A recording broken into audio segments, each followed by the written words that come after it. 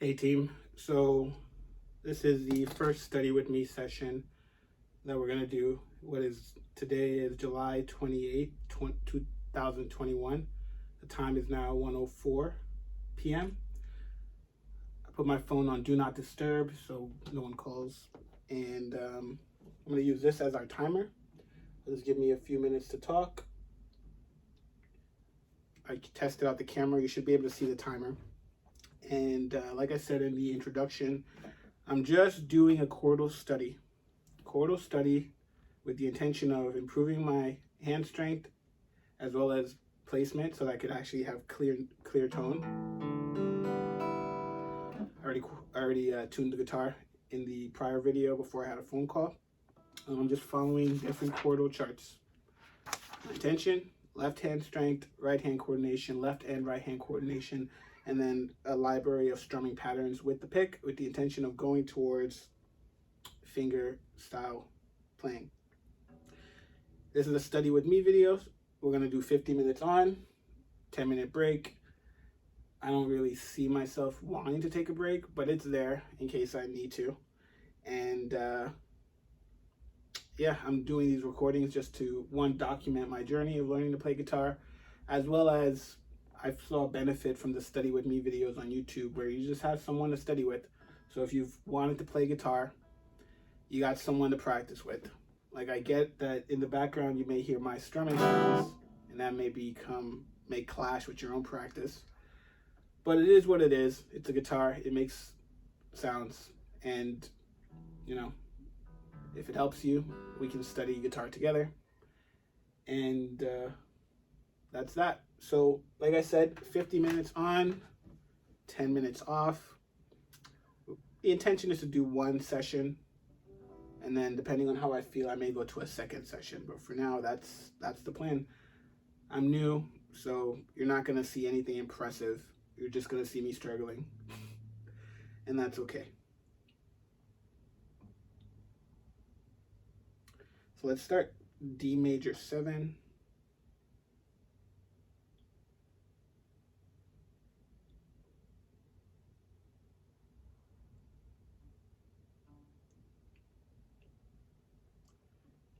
D major 7.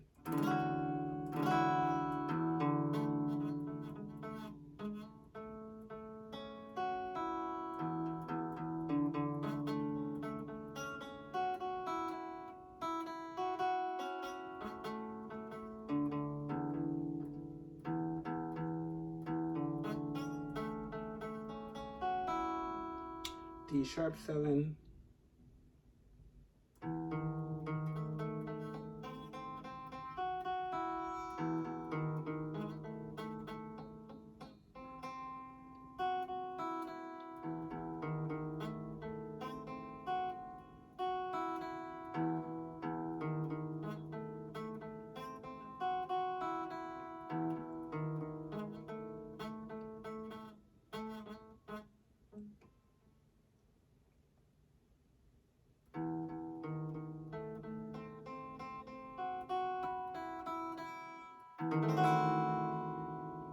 D major 7.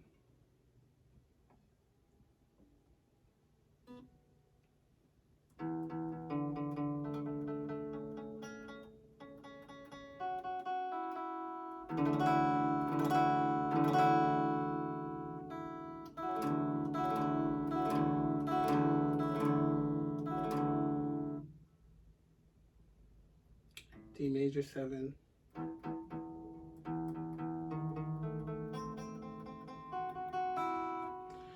And then we're trying to go to E minor 7, and that's new. So my fingers aren't used to that yet. E minor 7. Yep, there we go. Let's see how it sounds.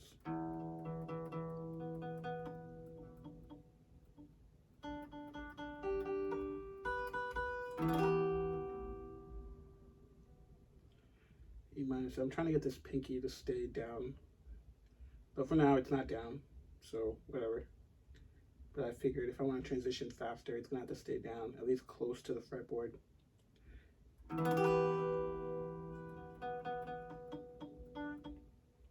keeping my ring finger is in the way.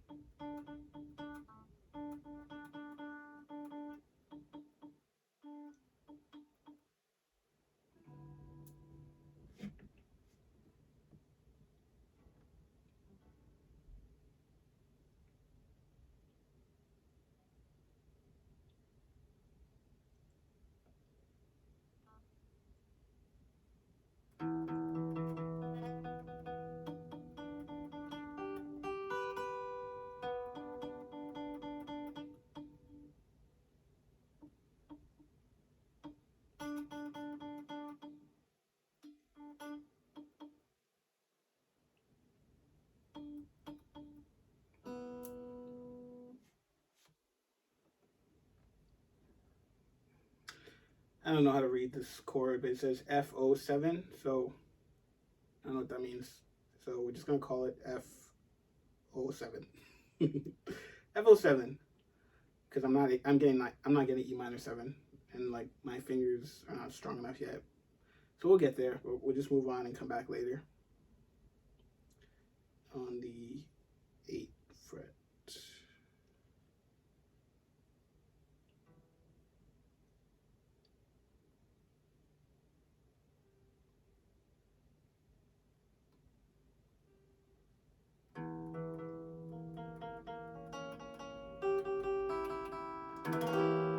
So that one was easier.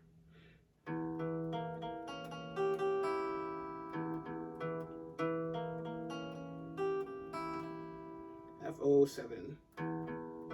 If you know what that stands for, let me know. But I'm just saying F07.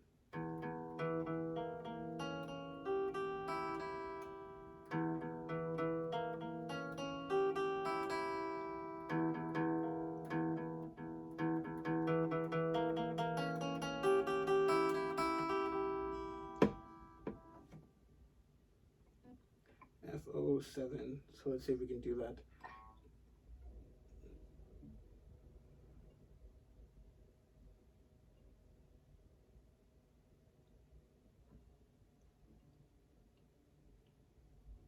D major 7.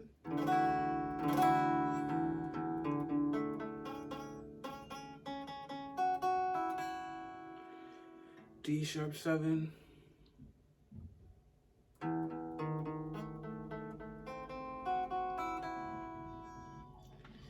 And then F07. Nope.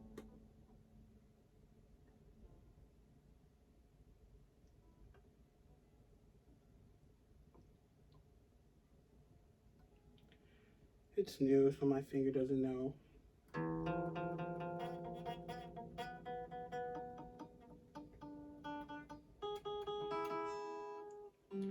F07. Let's try it again.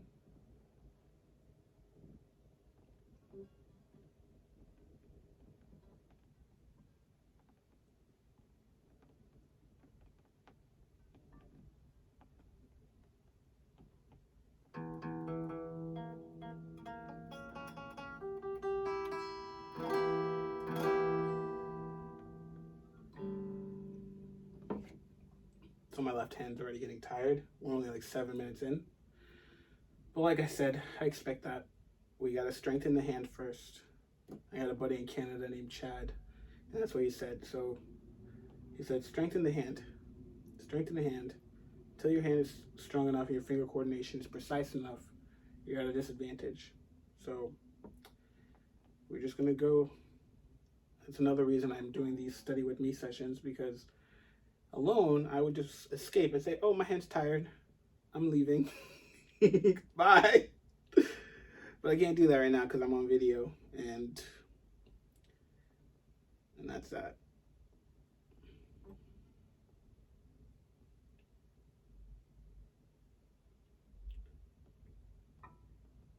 So F07. I still don't know what that stands for, but at least I can make it. F07.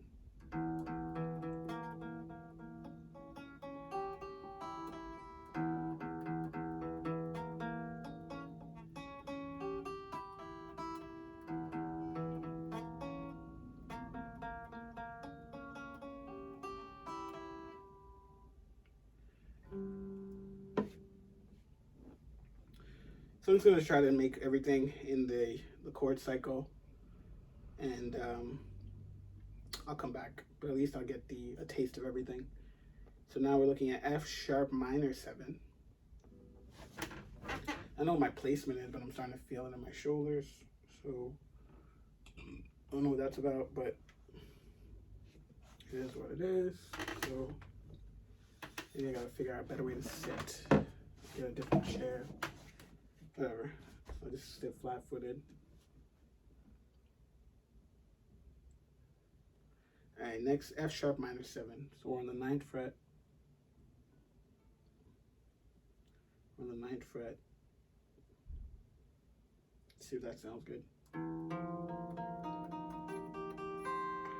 So that finger is good.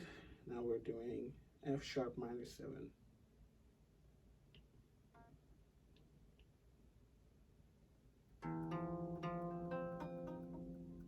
So this is similar to E minor 7 in that that ring finger is still in the way. I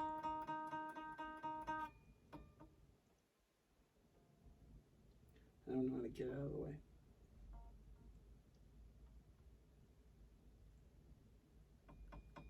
See, it's still in the way.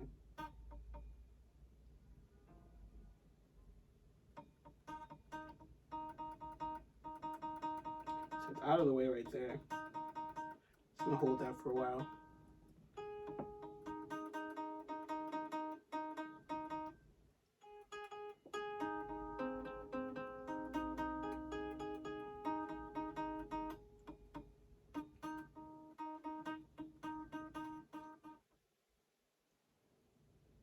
So this is where the fingers start to cramp.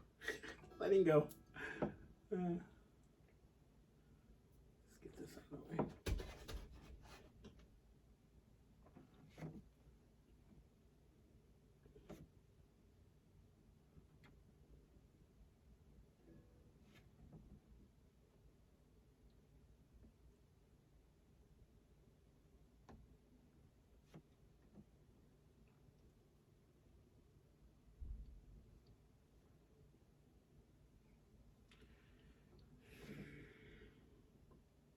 All right, F sharp minor 7 on the 9th fret. See if that sounds good. We got that down. Now, let's see if this sounds okay. Can we get that string? Nope, still in the way.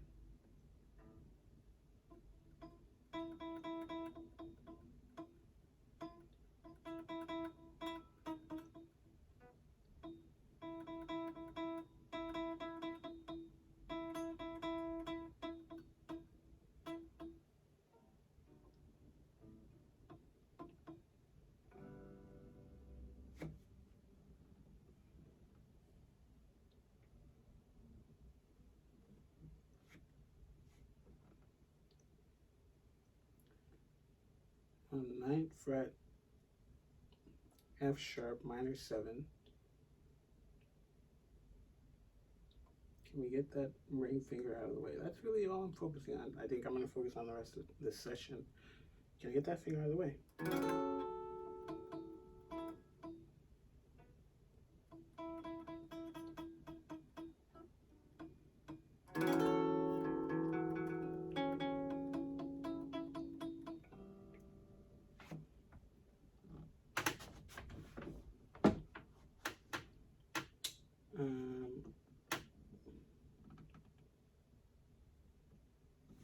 See if this helps me. Put this foot up.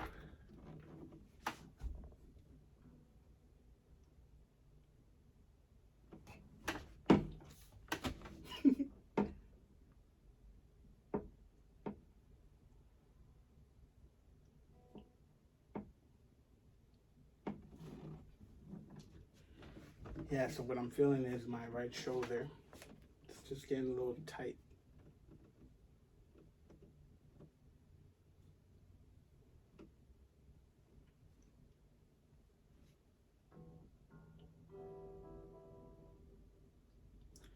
Let's see if I can find something to help me with that.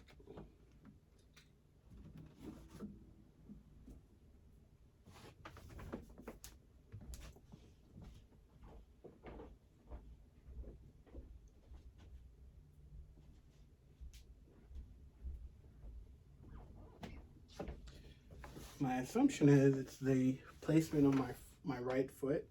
So I got a dumbbell. It's not heavy, it's 8 pounds. But it should give my foot some elevation. Maybe that'll put me in a better placement.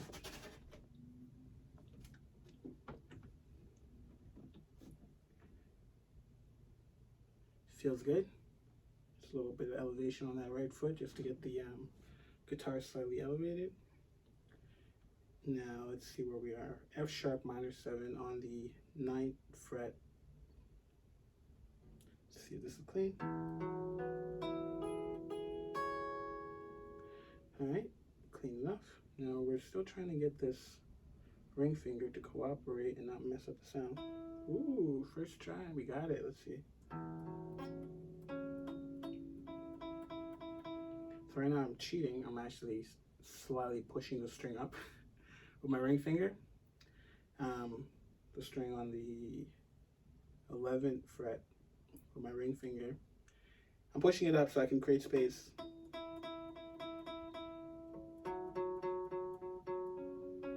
All the notes are clean, but I'm not sure if I want that habit of pushing up the string just to get the finger in the right place.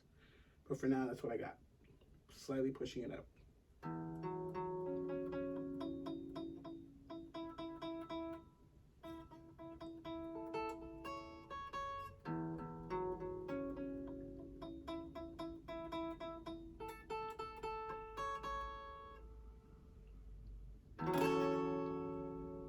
So I'm still intentionally practicing keeping my pinky finger close to the fretboard because I'm gonna need it once I get better. I'm gonna need it close for my transitions, right? So if I want to go F sharp minor 7 and then jump to D major 7, I need that finger ready to go, right? Ready to go. So let's try to do a jump, and then we jump, and obviously my brain still needs to think because I don't know the shape yet, and the pinky still popped up.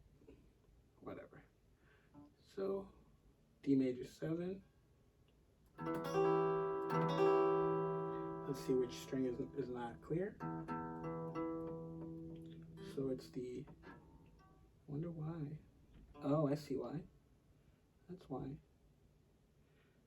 My ring finger again.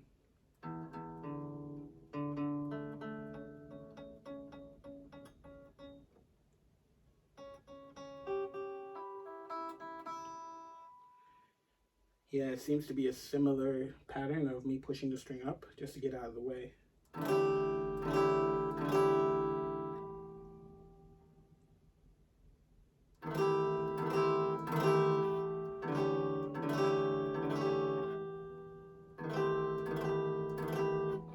playing D major 7, D sharp 7, just trying to isolate those fingers. Let's go back to E minor 7 on the 7th fret. We've noticed that the index finger is clean, but once I introduce the ring finger, shuts down the party. See? It's stifled. Let's try that again. Still using the same technique of pushing the string up just to get that sound. I don't know if I want to keep that habit. Someone will tell me if that's acceptable or not acceptable, but it's just me, my guitar, and the camera, and you, the viewer. So we'll do the best we can. When I first started playing guitar, like I know I said this is day 4, but I picked up the guitar and then I put it back down because I gave up because my left index finger is crooked. And I made an excuse saying, oh, my crooked finger doesn't let me get in the right place. I can never play guitar.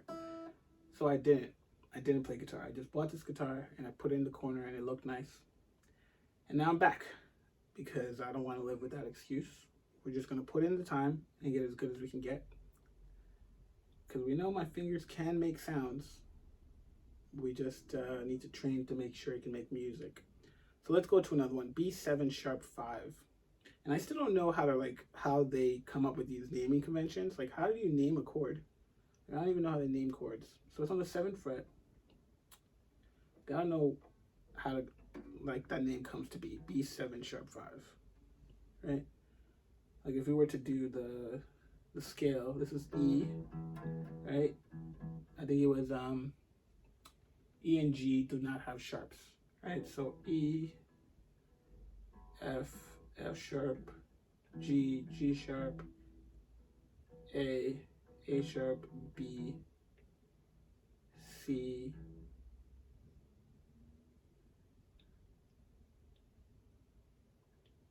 so yeah, I get it. This is B. All right, so when I'm on the 7th fretboard, I got B7, so maybe that's what it means. It's B on the 7th fret.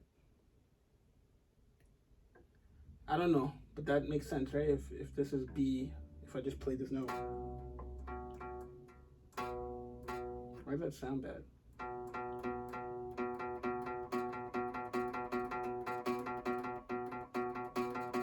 You hear that buzz? I don't know why there's a buzz.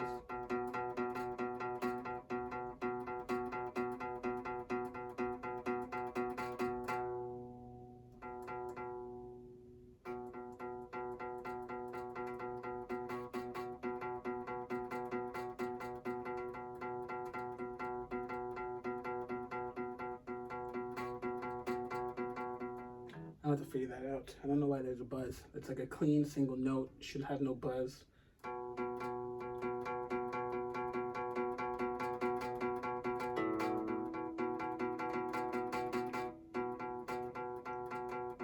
Is there a buzz if I get closer?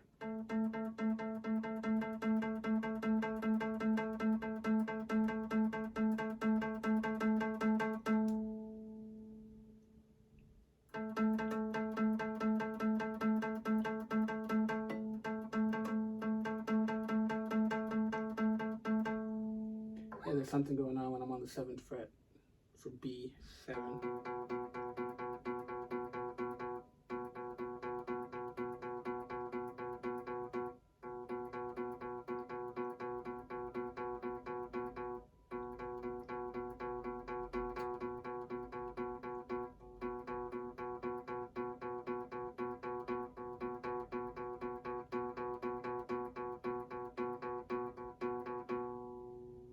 That was better. Like, I don't know why it was giving me that buzz.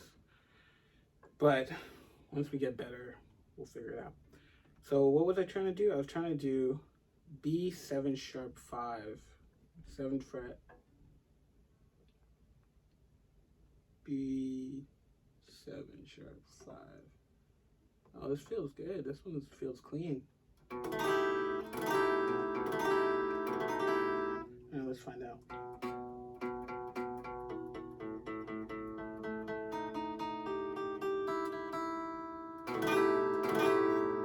There's still that buzz. It's annoying. It's bothering me. It's bothering me. See, this is where my brain kicks in and it starts to start troubleshooting. It's like, is it the guitar? Right? Is it the neck? Is it the bridge? Is it the pickups? Like, what's making that? But is the string? So this is why it took me so long just to pick up this guitar, because every time there's something I don't like, I want to find the answer to it. But whatever. We're currently doing F sharp. I'm sorry, B7 sharp 5. B7 sharp 5.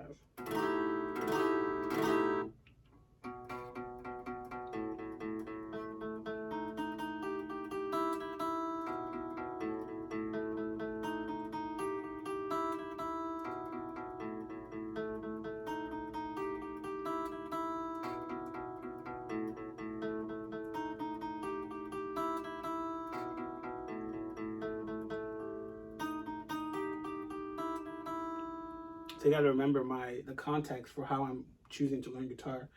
We're trying to develop the strengths to hold the chords precisely so that each note rings out clearly. And then we're using that chord to develop our string, like I already said. But then the right hand is taking the time to learn different strumming patterns. I don't know the strumming patterns, but I'm just making them up in my head. I'm like, I want to hit this chord, this string.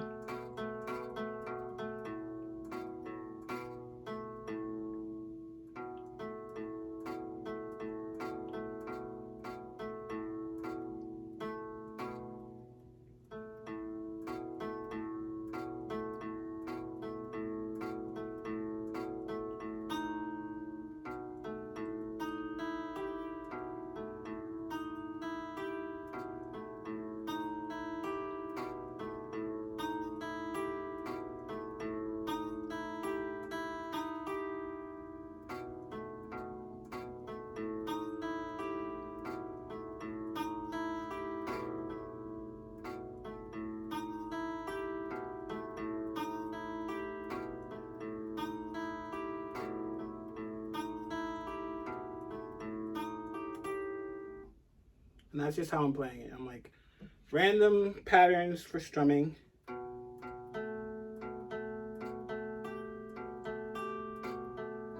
So this is just skipping a string.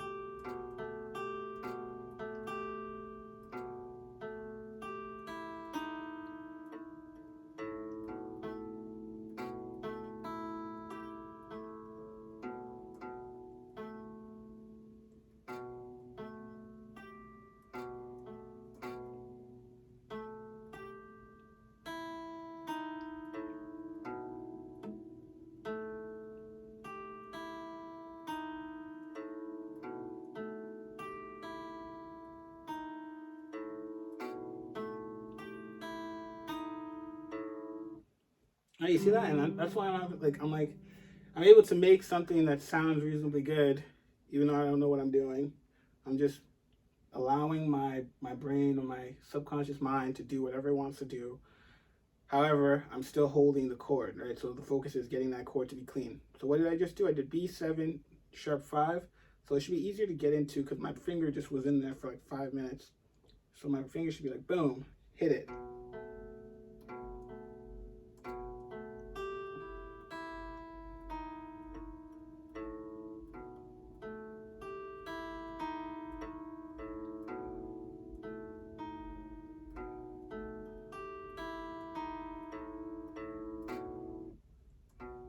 So why is the O? Because it's open. So this doesn't lend itself to what I want because it's open.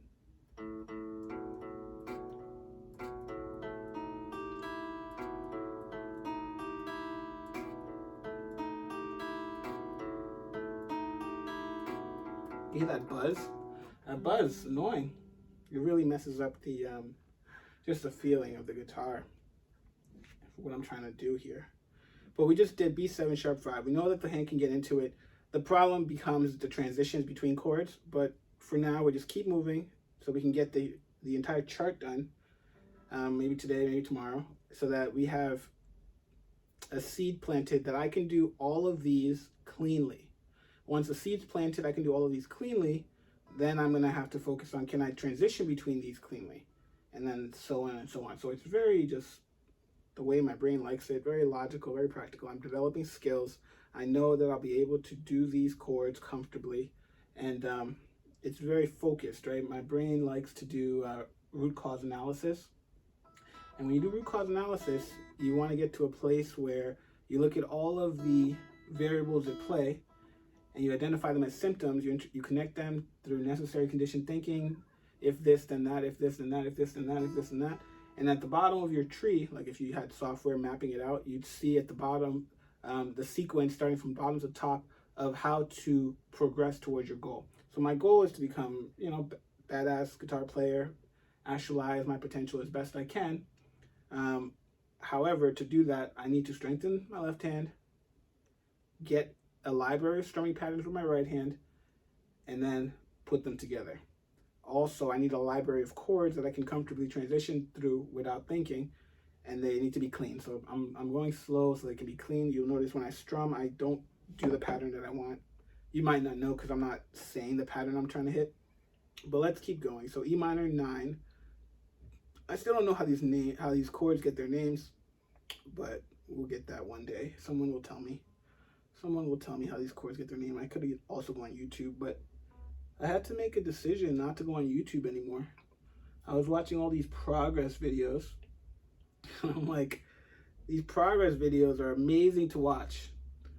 But I spend 3 hours on a progress video, like watching multiple progress videos and getting like really excited and jealous, when I could just take 3 hours to practice.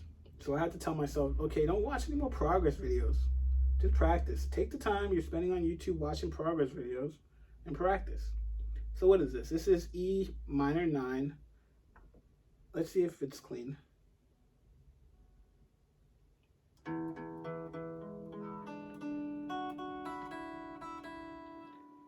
See, some of these strings still have a little noise.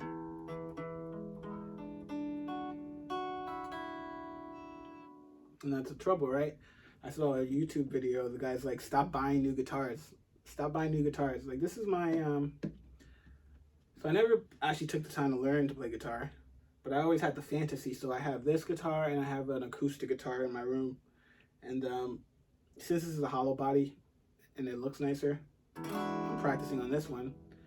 But I remember my mom bought me the acoustic and I got it and I never practiced with it.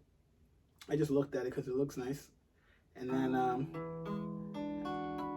another buddy of mine was selling this one and I bought it because it was nicer looking, and you could see him playing it, and you like see someone else playing guitar and you're like, I should get that guitar because then I'll play that well, then I'll sound so good.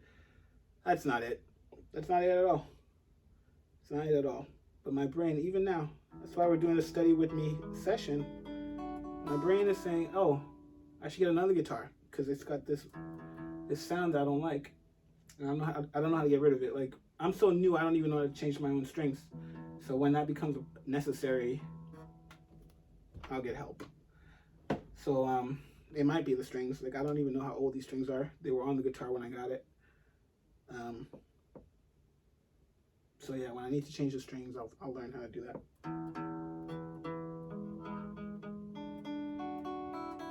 So what am I doing? I'm doing a B7 sharp 5. Is that correct? This is wrong. This is so wrong. This is an E minor 9. Is it? Nope, it's wrong too. What am I doing? Oh, the one is on the wrong place.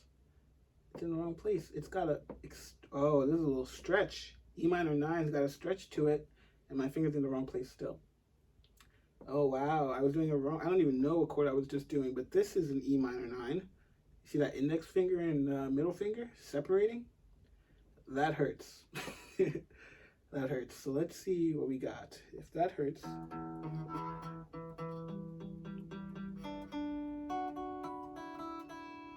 All right, we're just going to be here for a while. E minor 9.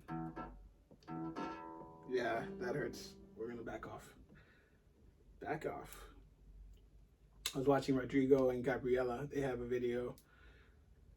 She's a beast, right? So she's a beast. Gabriela's a beast.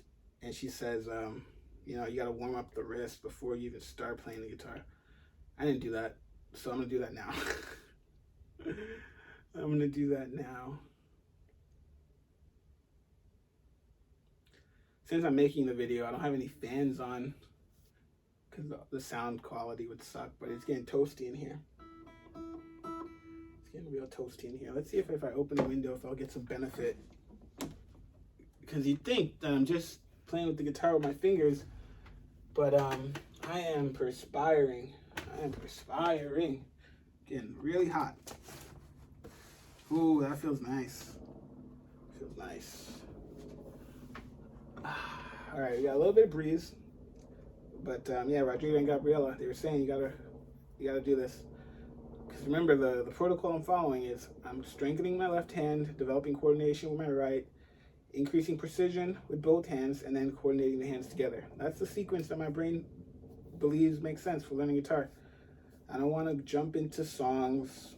I don't want to get distracted with doing a song in a certain way with a strum pattern because it's like skipping levels. You know, I don't even know how to, I didn't even know how to turn my amp on, right? Like I didn't even know how to tune my guitar. And then to jump into learning songs just seems premature, because if I jump into learning a song, I need to have the hand strength, understand the chords, figure out the strumming pattern. I need to do it all at the same time. And I'm trying to learn the skills individually. I'm trying to have micro skills into full skills. And then eventually we might talk about styles of playing the guitar. But right now I just want to be able to move up and down the guitar. I got a teacher, a guy I'm following, Steve Zook. And I told my buddy Marin, I told her, oh, I'm learning the guitar. And I told her I'm starting with D major 7. And she laughed. And she was like, you should start with easier chords. But I'm stubborn like that. And I'm trusting Steve Zook. I'm trusting him. The guy, I'm trusting him. Let's just put it that way. So he gave me this chord, cycle 1. And he said start with D major 7. So that's what I'm doing. I'm not really thinking too much. Because the more I think, the less I do. And when it comes to strength and coordination, you just need to do. Once you find a process, you just put yourself in the process. So let's try this again. I was playing with E minor 9, and it was hard because I had to actually splay the fingers. So let's try it. We're on the 7th fretboard. This is easy, right? Stacking the fingers is easy, but spreading the index finger, that's a little difficult. It's difficult just to keep it there. Let's see how clean it is.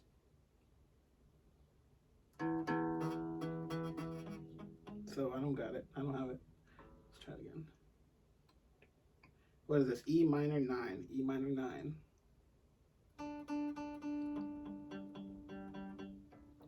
So yeah, I don't have E minor 9 at all. It's because the splaying compromises the precision, right? Obviously, I'll develop that with time. It's only the first day, so I'll get it one day. Let's try again.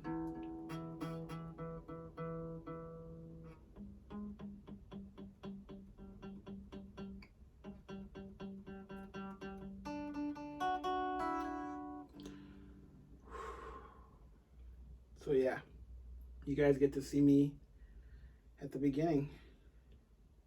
I still got 15 minutes on this session.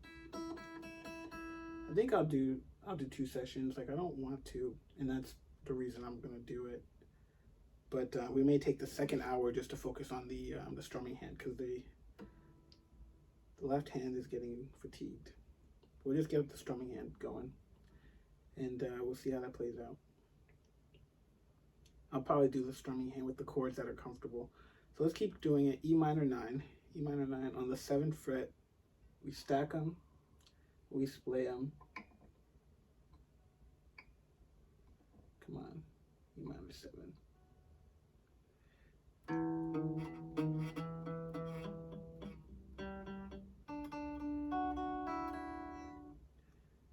Yeah, I need someone who knows what they're doing to tell me what that buzz is. That buzz bothers me. Like, I know my fingers aren't strong yet and they're not good yet, but for some things, I know that I'm not that, like, my fingers in the right place for this one. And then we get the splay, which, you know, compromises everything else.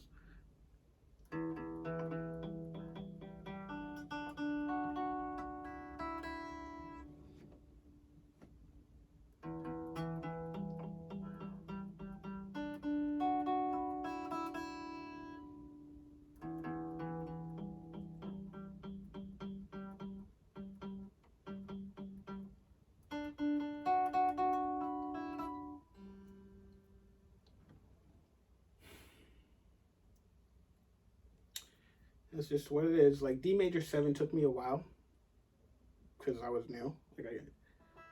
So I'm E minor 7. I mean, E minor 9 will show up eventually. Like, D major 7 is comfortable now.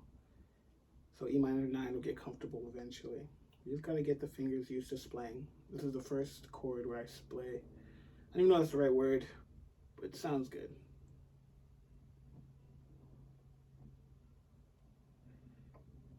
So let's see if we can get a clean sound.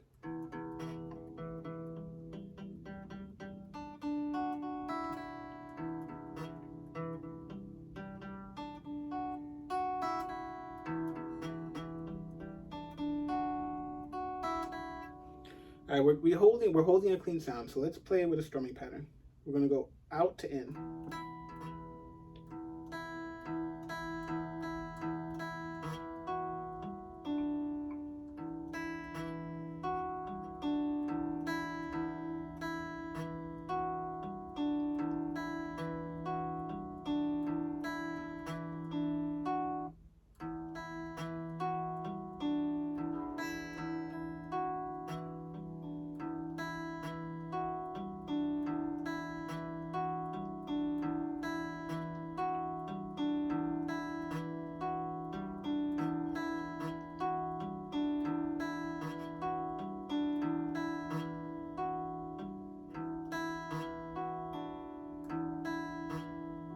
See, I'm losing it.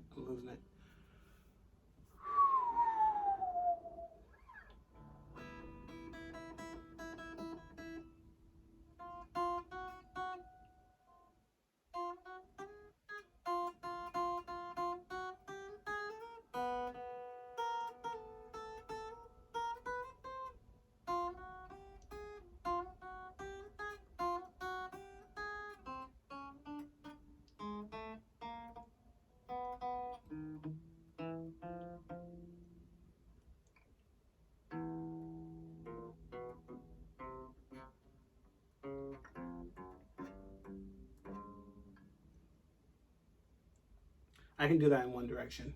Can I go backwards?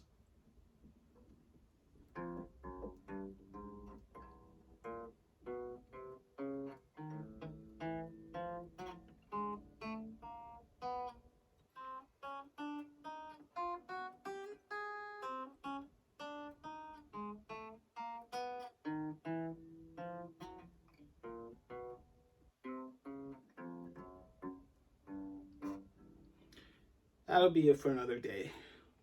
But yeah, like I said, we're trying to get coordination and precision. Coordination and precision. And that's going to be, what is it? I remember listening to this drummer. I don't remember his name. He was like, slow is smooth and smooth is fast. Slow is smooth and smooth is fast. So first do it slow because slow is smooth. And if you can do it smooth, you can do it fast. So where are we? We're still trying to get that splay, right? E minor 9 on the 7th fret. So we stack these, we splay the finger, E minor 9 on the 7th fret. And the reason I say these out loud is because I'm trying to memorize it. All right, like I'm trying to memorize these chords because I want to be able to noodle, I think it's the word noodle, without looking at that piece of paper. I want to know what I'm doing without looking at the piece of paper.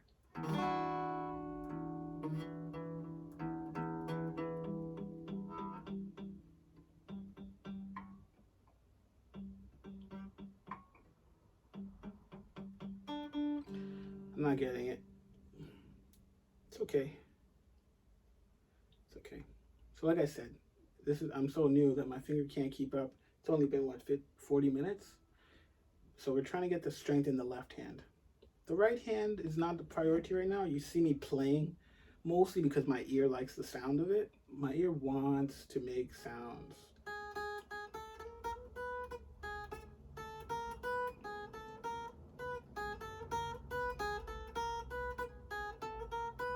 So it's easy to do it on the E string down here.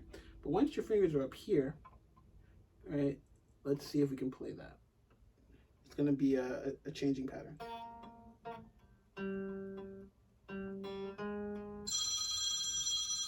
Man, I put this on Do Not Disturb. So we're going to hang up on that for a while. I'll call them in 8 minutes. In 8 minutes. In 8 minutes time. Well, since this is my first study with me, why not? Why not? You get to listen to me talk to my mom. Mostly because my fingers are tired and trying to give them a break. No, let's be responsible. I got a break in 8 minutes. I'll call her in 8 minutes. Call her in 8 minutes.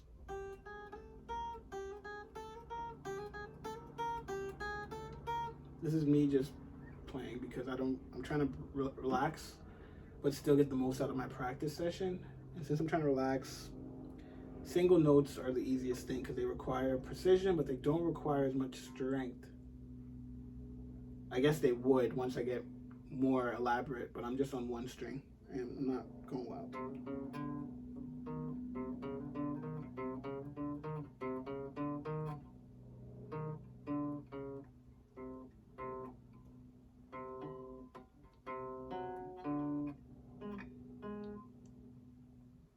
Oh, that's cool. So if I go 2 strings, I go alternating. 1 string, 2.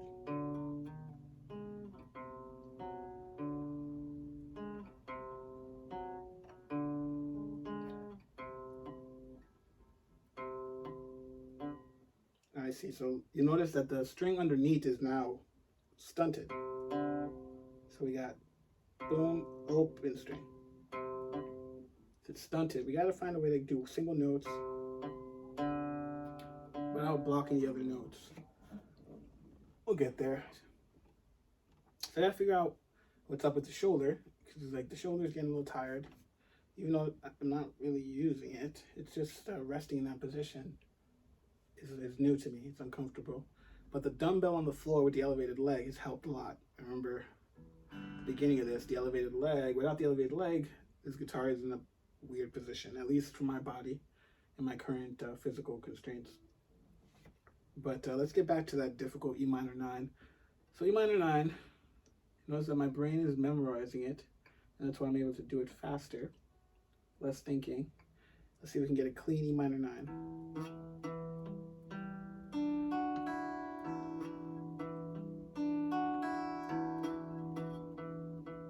is that not working? So this is not consistent. The A string. I don't know what note this is, but it's the A string. Just for fun, let's see what note it is. So I think it was B and E have no sharp notes, right? So this is the A string, A sharp, B string, C string, C sharp, D string, D sharp. And then where am I? This is the an E. Is an E. Is this an E? Well, what do you know? It's an E. Yep, it's an E. I still don't know how the names come about, and I don't know why. I'm just allowing my subconscious mind to go where it wants to go, right? Like, I just have a way of looking at the world that tells me that if I do this casually and I strengthen my left hand, develop coordination with the strumming pattern on my right, and then bring them together, I'll be better off. So I'm allowing myself to just get comfortable moving up and down the neck of the guitar. And at the same time, I'm casually just saying, oh, what note is this? What note is this? What note is this?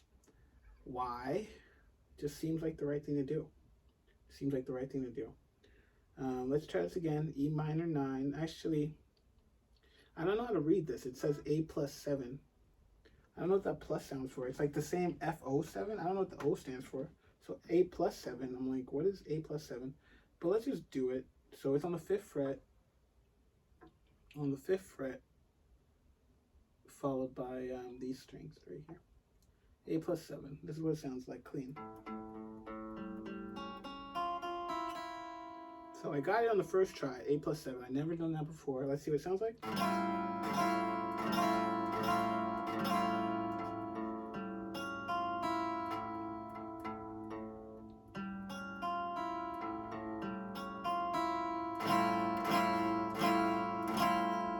There's still a buzz. I don't know how to get rid of that buzz.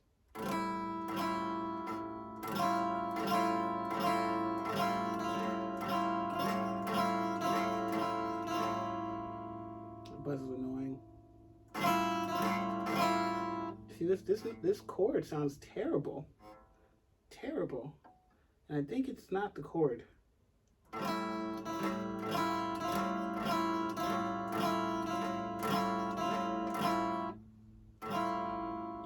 Yeah, this one's trouble. Like, my fingers are in the right place, but the chord sounds bad. It might just be this string, the same string that was giving me. Maybe it's too loose.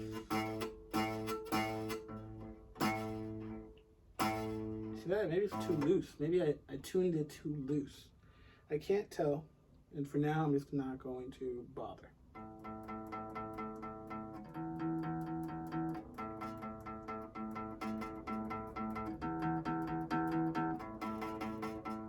See, I'm doing it. This is A+7. A+7. I don't understand. Let's just go.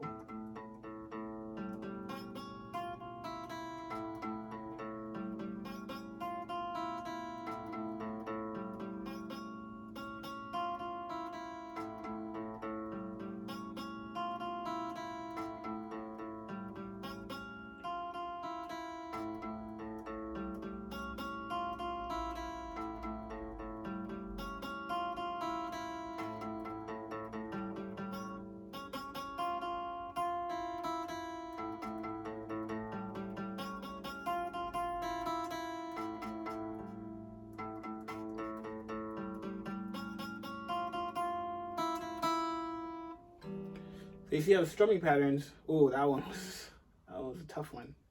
That was that A+7? A+7. So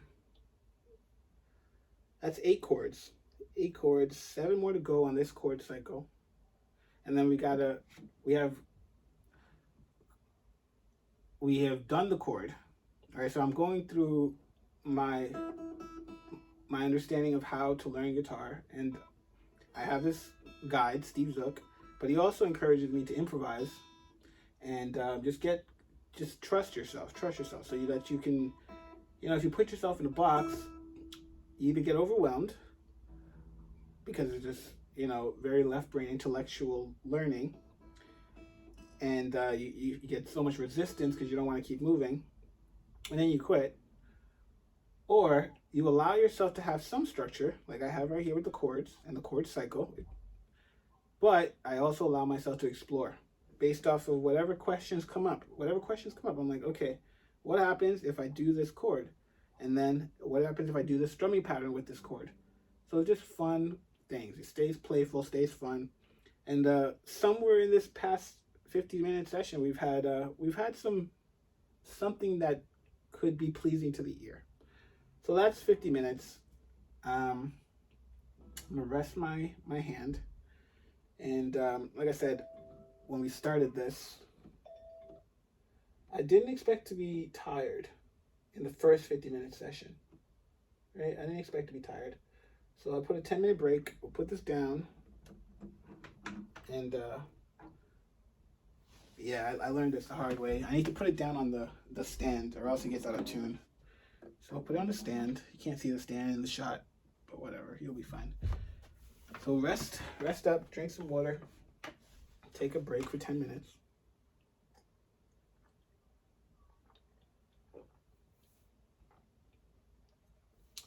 And let's make sure we understand what I'm up to. This is day one of the Study With Me session, right? So day one of the Study With Me, and how am I choosing to learn guitar? When I started, so first I asked a bunch of questions, and let's give you the backstory first. My mom bought me a guitar a long time ago when I was in high school. I got the guitar and I never played it. Like I just held in my hand, never played it. As you can see from my skill set today, I'm lacking. And I just looked at it. I looked at it, and then it just became a art piece, something to display in my house. And that bothered me. And then bring us to today, or at least a year ago, 2 years ago, I got this other electric guitar because I saw my buddy playing it and he was selling it. I was like, oh, if you can play it that well, I can play it that well. And I bought the guitar thinking it would make me better. And then it became another art piece, ornamental, just looks good, looks nice. And here, that brings us to today, where I decided that I'm going to learn to play the guitar. It doesn't make any sense to not learn it, right? I can do this. You can do this. We can all do this if we are consistent and follow some type of structure and protocol that someone with more experience than us has put together. Now, for me, that's Steve Zook. That's the guy who's sent me the chord cycle, number one. And I got a bunch of other cycles in the folder. As I learn the cycles, and I can do them to a satisfactory level, like Steve Zook even says, like, you're not gonna be able to do, like, this is a lifetime of study to do all of these cycles well. At least that's how he conceptualizes it. But as I get competent enough to do it at a satisfactory level, I'll move it to the right side of the folder. And then we'll go to cycle 2. This is cycle 1, then we'll go to cycle 2, and it's not linear in that 1, 2, 3. It's like cycle 1, cycle 2, and then I got myself cycle 11. It just goes all over the place. But they're all chords, right? Getting familiar with the chords, getting familiar with the strumming patterns, and that's how I'm choosing to learn how to play guitar. If I want to learn to play guitar, I need to break it down into its first principles, the fundamentals, right? The atomic notes. So I have a personal knowledge management system, and it's called a Zettelkasten. And in Zettelkasten, when you're trying to learn something, or let's say you're going about your business, reading books, listening to podcasts, you're taking notes, right? Ideally, you'd be taking some notes to refer to later, so you don't have to listen to the entire podcast or read the entire book all over again. You have notes that you can reference, and that saves you time and gives you leverage.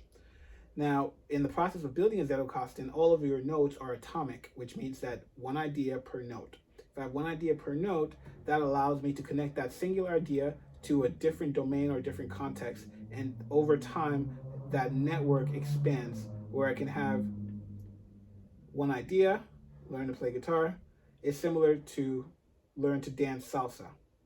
So that may not make sense to you because you don't know that I used to be a salsa dancer, performer, instructor. And when you learn to dance, first you need to develop fundamental atomic skills. You need to be able to do the basic step. You need to be able to do left hand lead, right hand lead, both hand follows. Like there's these ideas. So let's bring it back to guitar. What are the atomic elements that I need to learn that will allow me, when combined, to create music that I enjoy listening to and enjoy playing? We understand that we have our left hand, we have our right hand.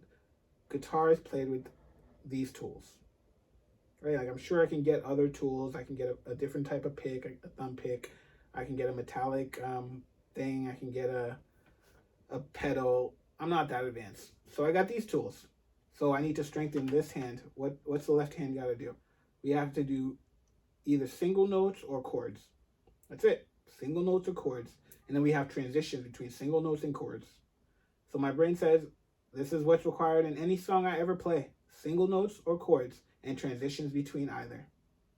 Right? So if a single note is A and a chord is B, we can do A, A, A. We can do A, B, A, A, A, A, A, B. We can really mix and match. It's modular.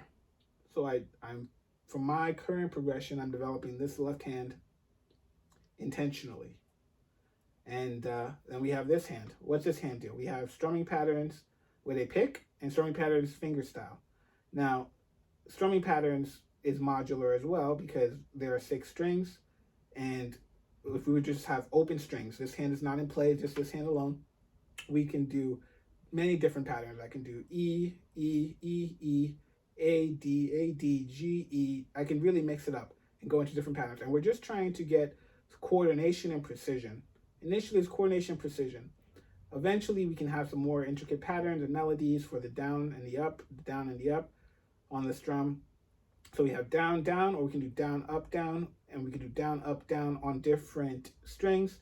And you see how my brain conceptualizes learning guitar. I'm not saying this is the best way. Like, I don't know how to play guitar. But it's just my brain enjoys looking at the root cause analysis of what is the critical factor for learning a skill. And for me, it's turning it into its first principles and then breaking those principles into atomic notes. And then from those atomic notes, putting them together in modular ways to create some type of sound that we enjoy. And then we have mastered left hand, we've mastered right hand for their particular function. And then we need to coordinate those functions together, which is single note chords, transitioning with particular strumming pattern on the string that's required. And that's it. That's how my brain sees guitar and learning it. I have intentionally chosen not to get involved with music theory yet. Like I will. And I've done some music theory for like how the fretboard is structured and how each note is identified. I still don't know how chords are identified. But I've chosen not to go into music theory because I'm new.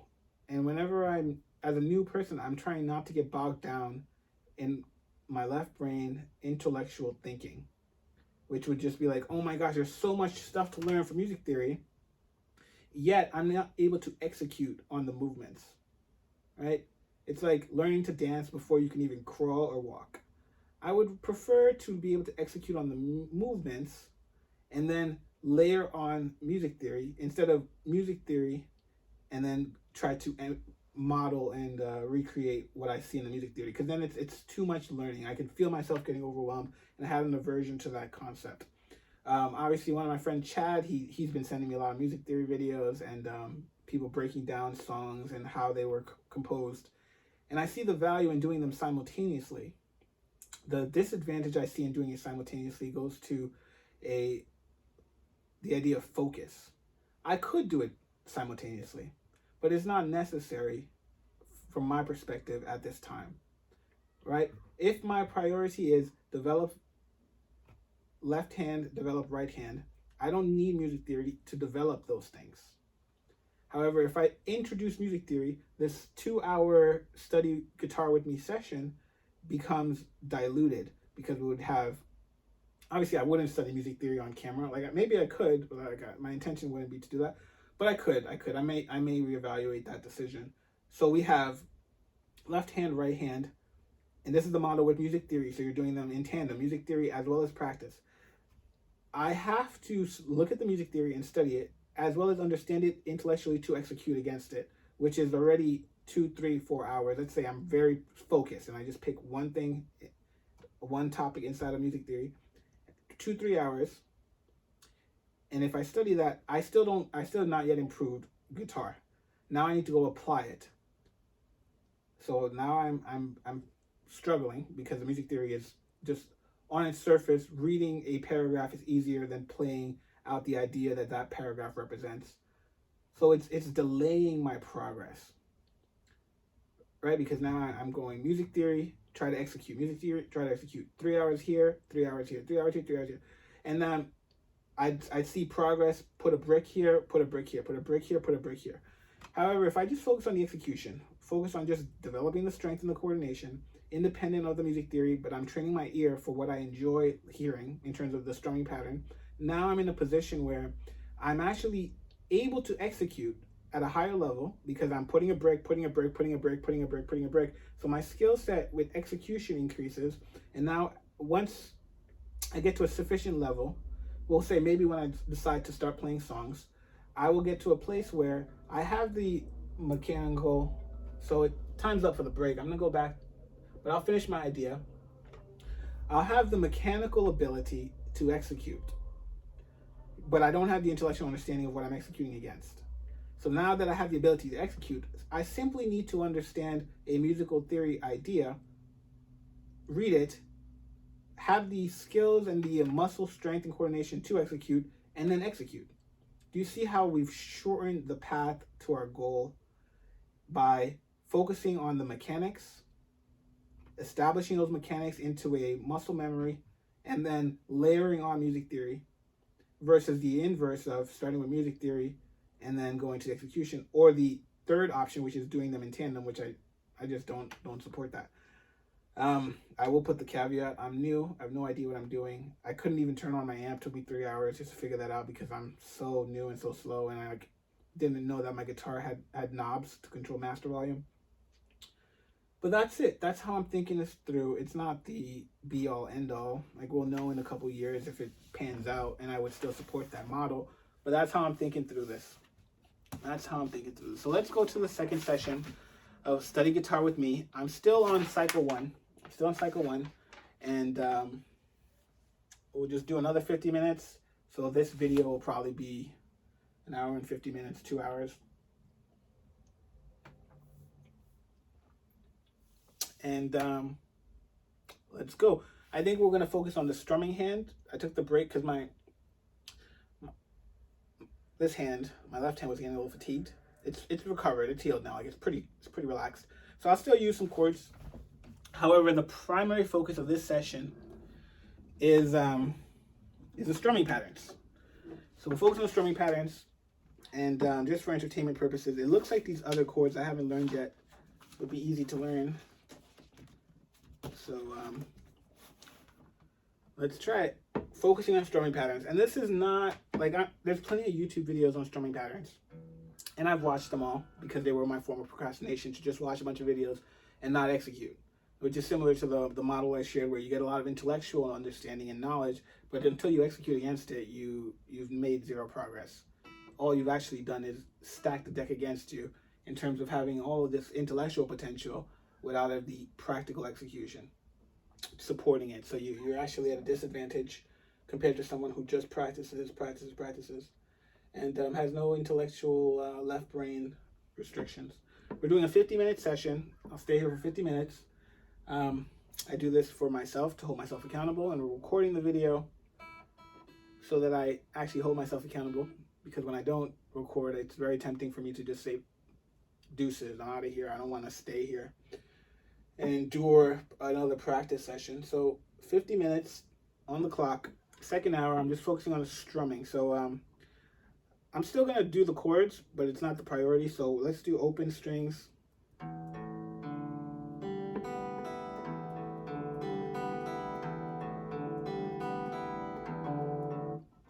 So you notice that that's very, what it is. Let's say just one string. We're doing 8 hard down on the 1. So it's 1, 2, 3, 4, 5, 6, 7. Wrong. 1, 2, 3, 4, 5, 6, 7, 8. 1, 2, 3, 4, 5, 6, 7, 8. 1, 2, 3, 4, 5, 6, 7, 8. Do that down here.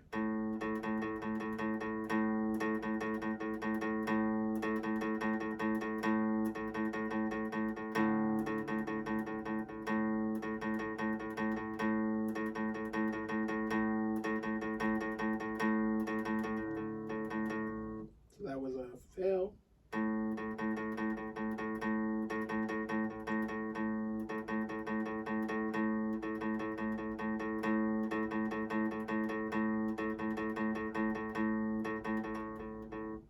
Next.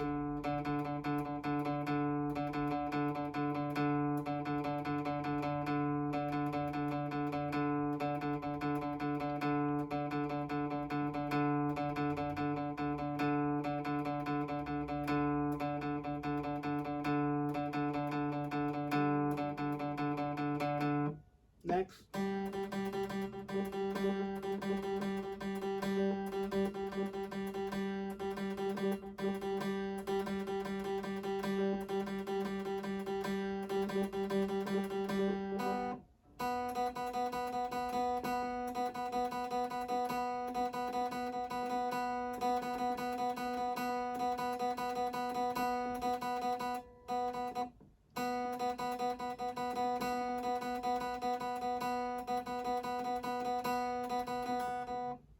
That was a little harder for me. You know, it's been messing up more, so.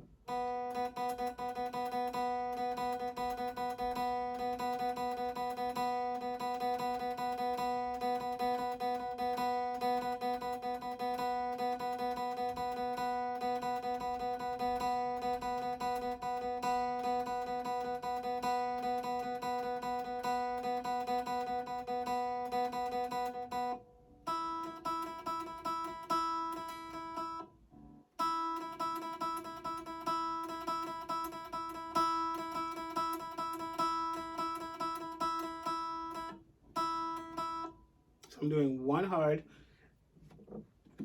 8 beats. So the 1, all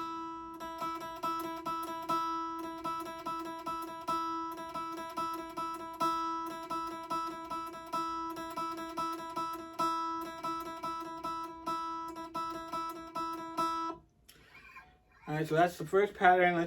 I'm making these up, right? Like, I've watched a bunch of YouTube videos and people have pointed out strumming patterns, but I'm just making these up. So let's try 2 strings. It'll be E and A. I go up on A, down on E. So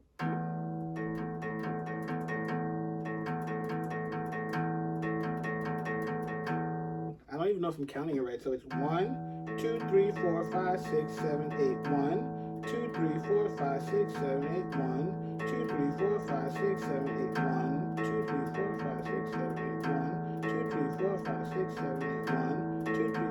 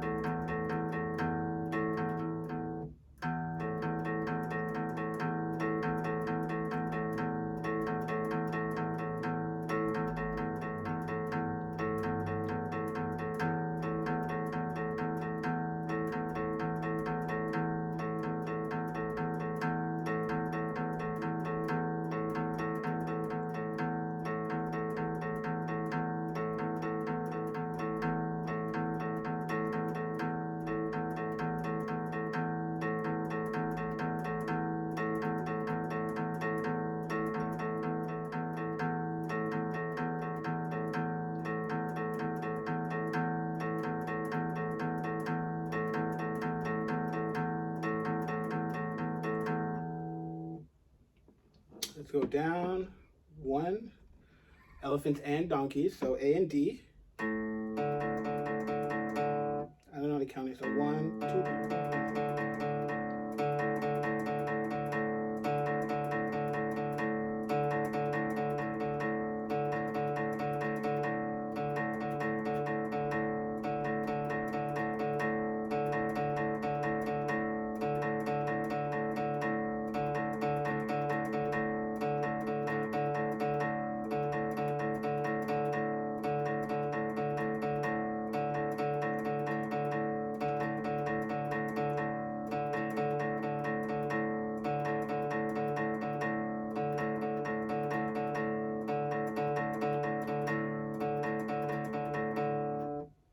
So I lost count. Let's try it again.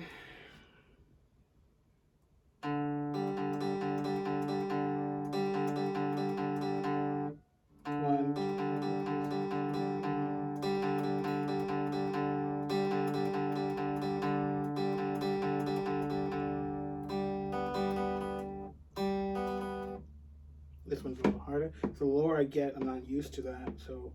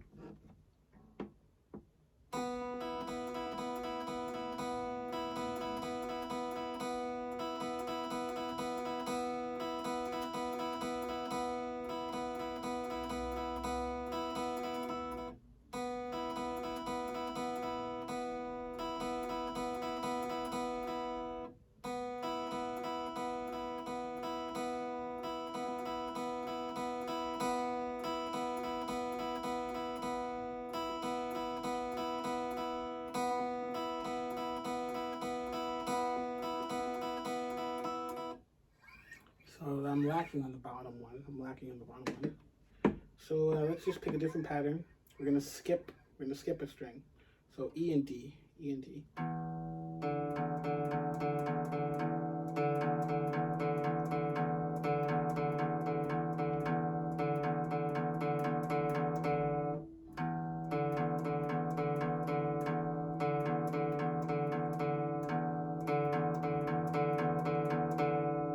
I'm not able to count that as easily. It's the same 8. It's the same 8. I'm losing count.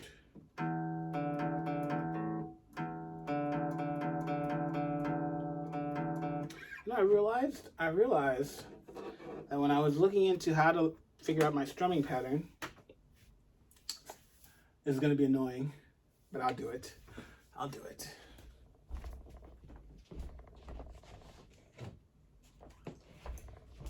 Yeah, when I was looking into how am I going to improve my strumming pattern, they said, do it with a metronome. And I was like, a metronome? Why? Because as much as I'm strumming right now, I'm actually not training myself to be able to collaborate with anyone else in any other instrument, because I'm not training or internalizing a particular signature. I think I was, like, if you notice my strumming, I had a half note on the 1, and then everything else was a single note. But we don't know how many beats per minute that was, so let's train that.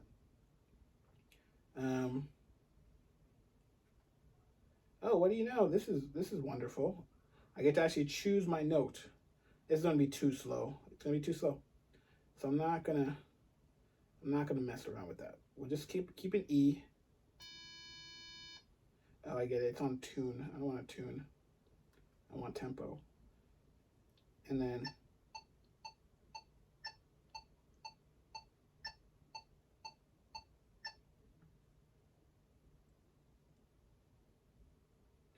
eight beats.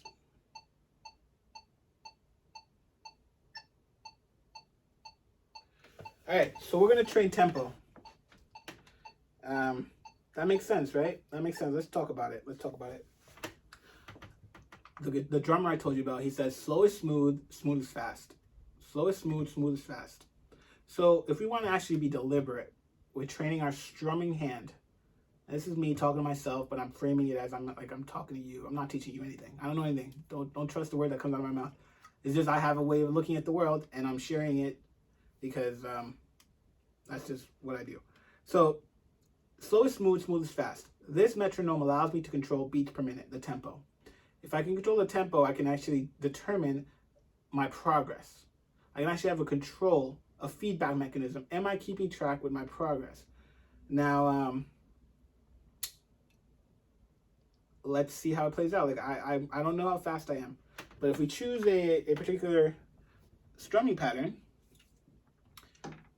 we can actually see my progression to a faster beats per minute tempo, and we can actually track and keep track, like measure my improvement. And I didn't think about it before, like it hit me that I wasn't using a metronome. The metronome allows you to see your progress and improvement, and the priority is precision. Right? My focus is precision. I'd rather be clean and clear than fast and dirty. Right? Like I want every note to ring out clearly. So right now I'm on the this is not working. So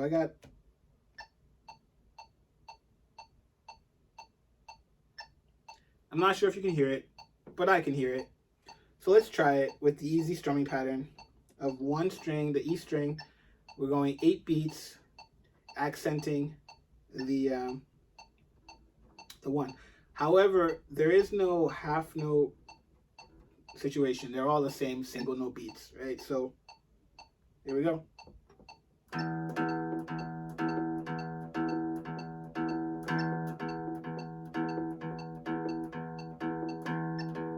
I'm going too fast, you see? And that's why the guy told me to use a metronome, because now you're actually training something beyond just making sounds. You're actually training consistent strumming patterns. It's annoying, but I understand. And 4, 5, 6, 7, 8, 1.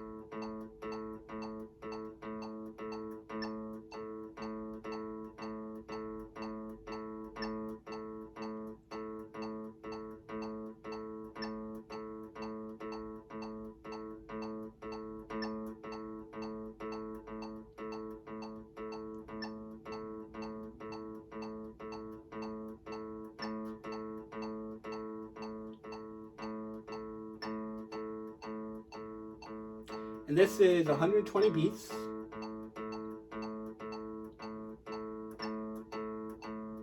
Eight beat pattern.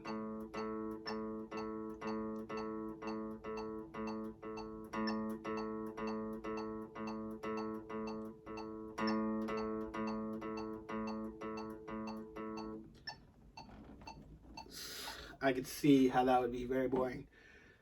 So this has got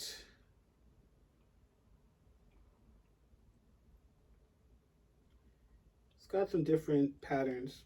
So let's see if we can play with that. Again, this is the first video. I actually have no idea how to work this metronome. So let's see if we can do something about this. How do you change it?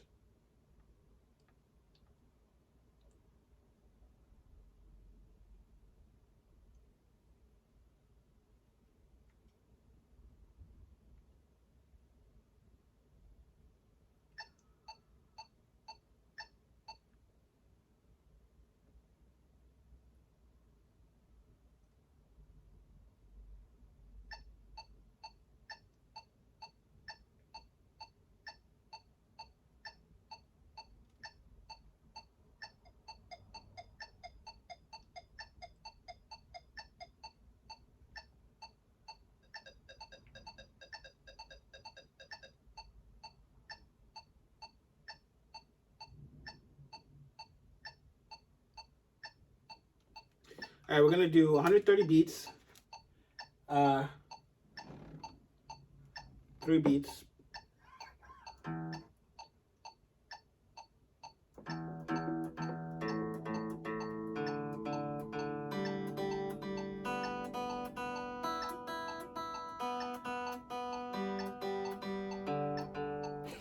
I'm not staying with the metronome at all.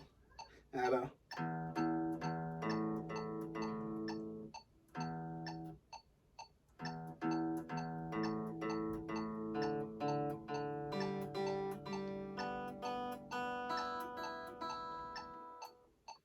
And what just happened there is I forgot that there are only 6 strings. So my brain doesn't know where the bottom E string is. It's just like it kept going.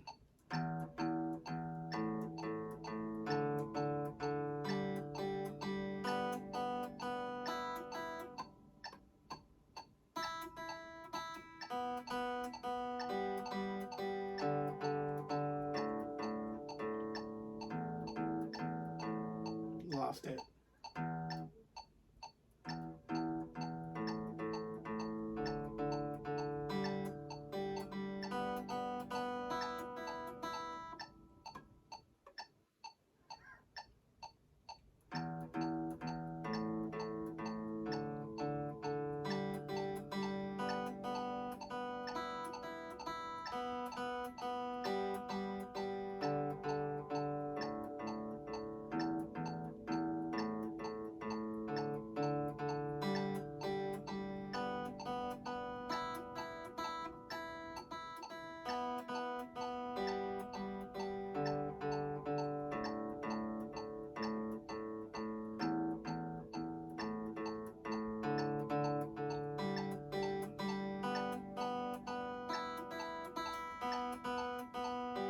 I see my mistake. So I'm trying to actually alternating pick. I'm trying to go down, up, and even if the string changes, I want to keep that pattern. I'm not doing that. So let's try it again.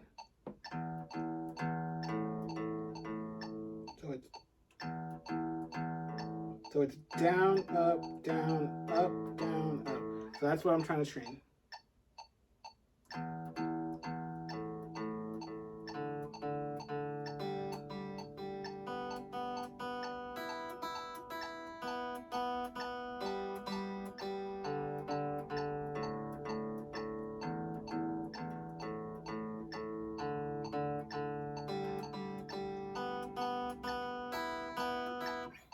Yes. So let's stop there. You'll notice I didn't want to do this. I was having a great time with my strumming. But what I'm noticing is this forces me to actually not look at the guitar. So I'm already training a skill that I haven't even talked about, which is not looking at the guitar. Similar to learning to touch type, you don't want to look at the keyboard. And by using the metronome, it forced me to look at the metronome and keep the signature, which also forced me to visualize the strings in my mind so that I should know what string I'm hitting, which also enhances my awareness of the guitar. I'm only focusing on the right hand. I don't have chords in here yet. We're just trying to develop the right hand. I'm tempted to start introducing chords, and I really want to, but I'm noticing that the strumming pattern alone will benefit me in the future. I just am enduring the pain. And that's what these Study Guitar With Me videos are about. I just want to show, one, hold myself accountable, but a lot of the progress videos I saw didn't have this. It didn't have the day 1, 2, 3, 4, and like I don't know if anyone's gonna ever watch a 2-hour, 3-hour video of me practicing, but they could, and they could see the progression in real time instead of a 6-minute highlight reel, which is just inspiring, but doesn't lend itself to proper expectations. So I'm gonna keep playing. You hear the car in the background.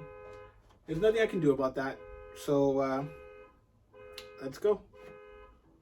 We have 130 beats per minute, and we're doing a 3-beat tempo. 3-beat. I don't know what the word is. 3-beat measure? I don't know what the word is. Someone tell me what the word is. Let's keep going.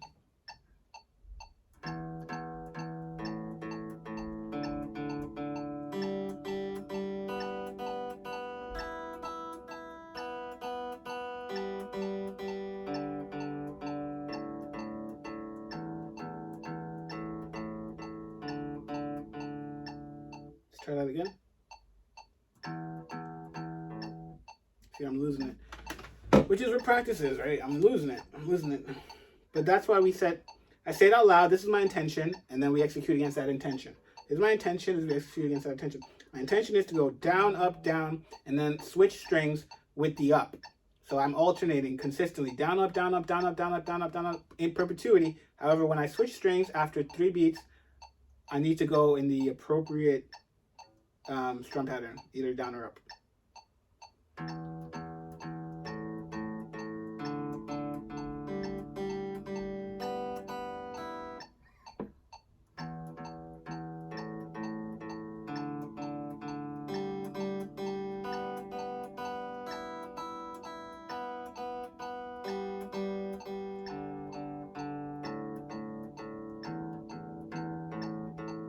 So I messed up.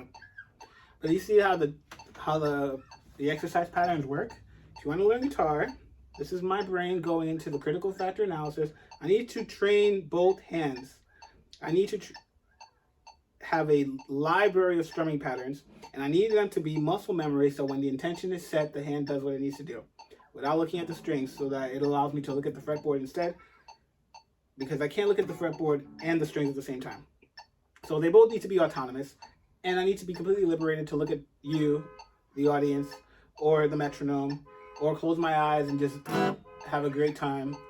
All right, like whatever I want to do, I want to be completely autonomous in all functions. So let's do it again. Yeah, let's try a different style. That one was hard. I don't know how to use this metronome yet. I want to go to a march. A march.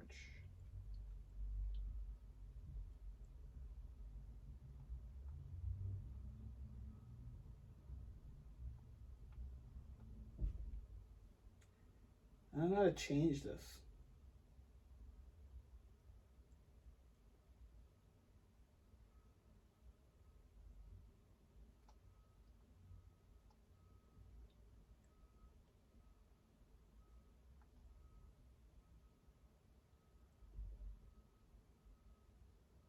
Oh, I get it now. Okay, I'm changing it. So let's go to a march.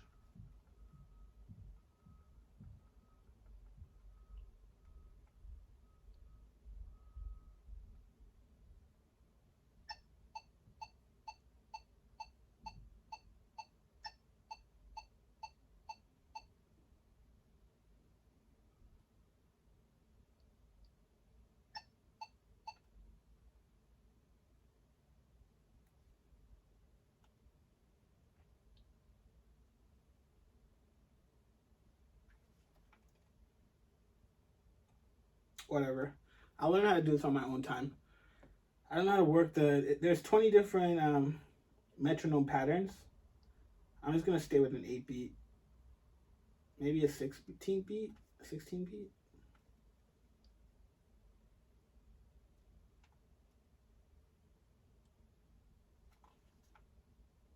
This is a 16 beat.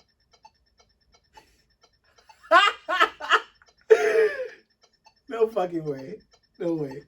I don't know if you can hear it. Obviously, I'm not going to be able to keep up. I'm going to stop being arrogant. Let's see if you can hear it.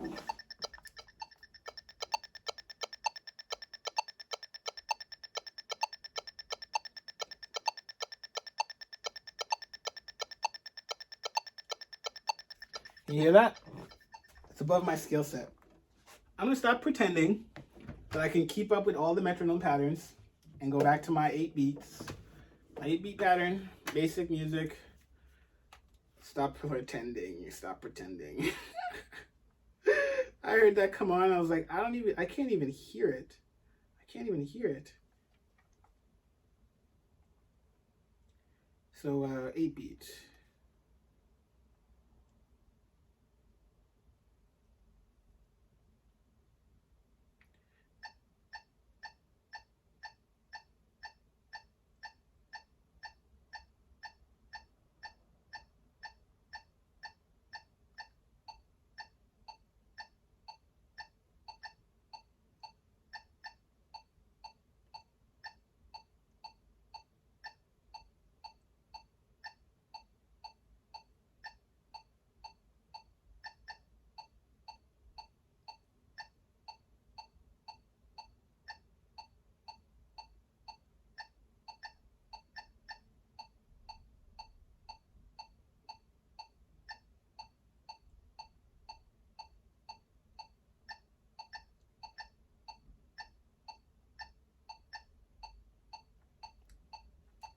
So yeah, 8 beats, tempo 120 beats per minute. Yeah, sorry about that. I just see this is why we record, because I get sucked into all these things. My brain just wants to like explore and ask questions. How do we make that happen? So it's 120 beats per minute, 8 beats, I believe, per measure, whatever. Let's pick a strumming pattern. I'm gonna play the E's get played twice, and then the other ones get played once. Let's try it. No. 4, 5, 6, 7, 8. 1, 2. That's hard. Let's try it.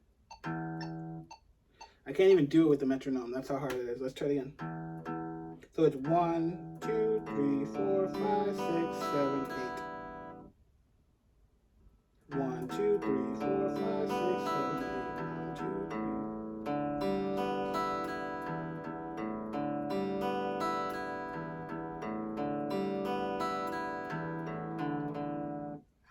3. Okay, I got the pattern. That's what we're doing. We're building muscle memory, the capacity to engage in different strumming patterns, whatever your imagination desires. I don't like the ending of the strumming pattern, so we have 1, 2, 3, 1, 2, 3, 4, 5, 6, 7, 8, and then again 1, 2, 1, 2, 3, 4, 5, 6, 7. I want to go up and down. So let's try it. I might choose to lower the tempo. Yeah, the tempo's a little too fast for me. I'm not keeping up with 120 beats, so 100 beats per minute.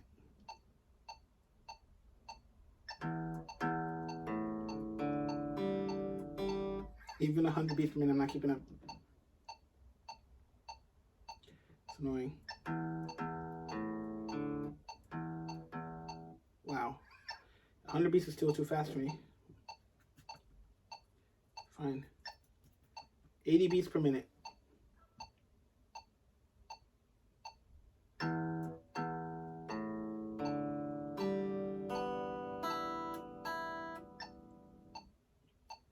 I can do it once and then my brain shuts down. It's like, oops, what are you doing again?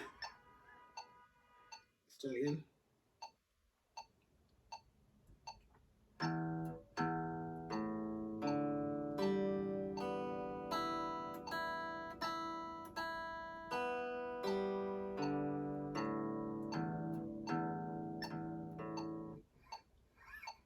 We got it almost. 80 beats per minute. I don't want to go lower than this because it's painful to watch the metronome when I miss it. I like wait my turn.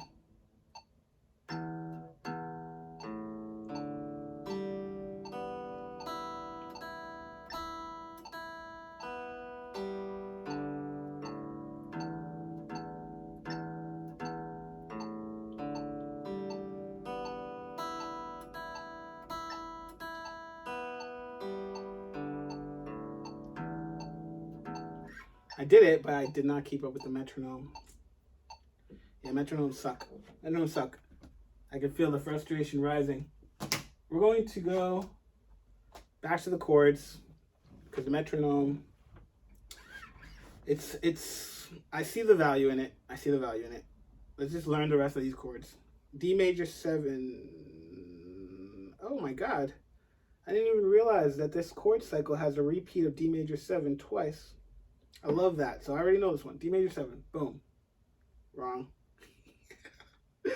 Whatever. It's fine. It's fine. You'll be fine.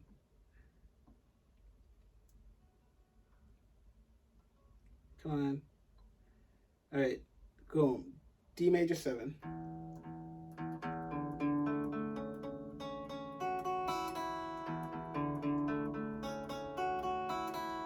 D major 7. Boom. Nailed it. All right. I don't know what the O stands for. D-O-7. D-O-7. What's D-O-7? So I'm already here on the 5th fret. So to go from D major 7 to D-O-7, I go down the fretboard. I go backwards. So I go move the hand. See, that's the thing. It's like telling yourself to move the hand doesn't move the hand. You just gotta give up. You just gotta start from nothing. Did I do it? Is this DO7? Doesn't sound that great. But again, this is me saying the guitar might not sound that great, so. Nope, I don't have the key.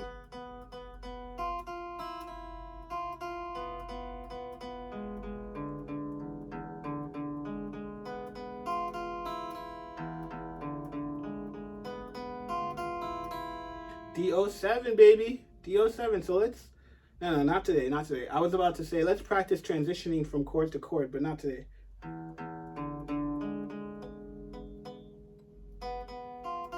Yeah, I'm not holding it consistently. So DO7.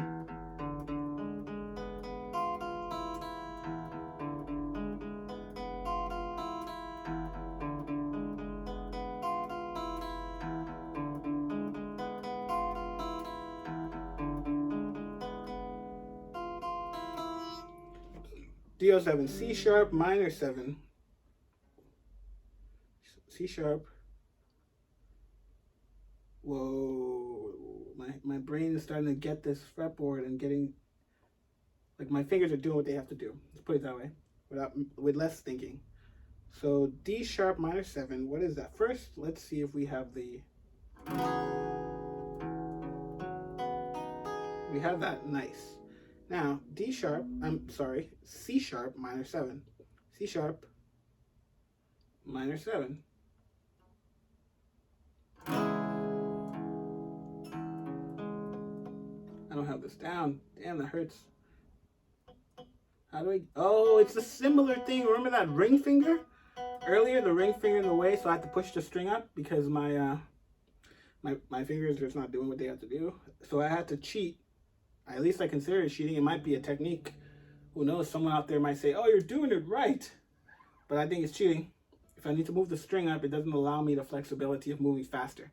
Because I'm actually, it's like 2 movements instead of 1. Back to C sharp minor 7. Holding the 4th fret. Index on the 4th fret. This is the B string with the middle finger, and then the ring finger gets the D string. Obviously, it's not the note, but I'm just referring to the string itself. So I'm trying to get that pinky in check. Remember that I told you about before? Pinky wants to do this, so I'm trying to keep it back here.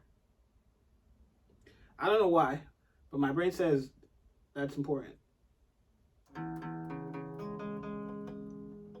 Why is that? Oh yeah, because of the ring finger, right? I gotta bring the string up just to get that to ring. When I keep it relaxed, it doesn't ring. And if I curl more, what happens? If I curl more. Curling more helps, but curling more hurts more. C sharp minor 7. C sharp minor 7. Still 14 minutes in this session, practicing. And I'm having a good time. Thank you for being here with me and keeping me company. C sharp minor 7. So this one, ooh, the fingers just hit it. Now curl more. All right, so I'm trying to get my ring finger not to mess around with the G string. So I curl more and I hit it. I'm actually keeping the string right below my nail. It's like jabbing into my nail meat. You know, I was trying to keep it on the meaty part of my finger, but to get my finger out of the way, I'm jabbing it into where the nail meat is. If that makes any sense. Like this, my nail is pretty much on top of the string. Before it was just the fleshy part.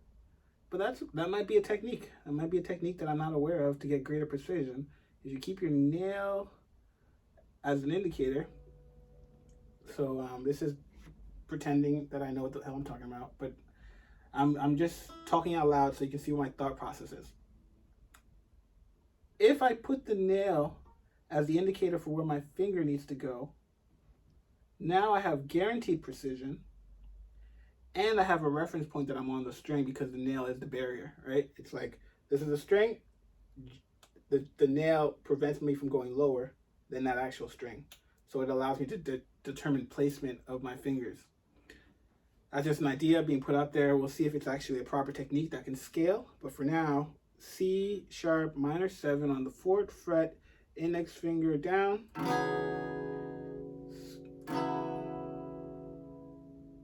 And then nail technique, right? Ooh, feels good, right? You feel that? Let's see if it worked. So the index finger is slacking. Yeah, the nail technique works. It hurts more. There's a lot more. I wouldn't recommend it. But for now, it's giving me the sound I want. So possibly I can get some calluses underneath the nail meat. That might work. I was really thinking that it would be the fleshy part of the finger, but the nail meat technique works for now because I don't have someone telling me I'm doing it wrong. So I'm just gonna allow myself to self-correct. So C sharp minor 7, boom. And then we do nail meat technique. Oh, it sounds so bad. Here we go, nail meat technique. We'll just jump straight into G. Boom, G rings out. That means everything else is in place. Oh, baby.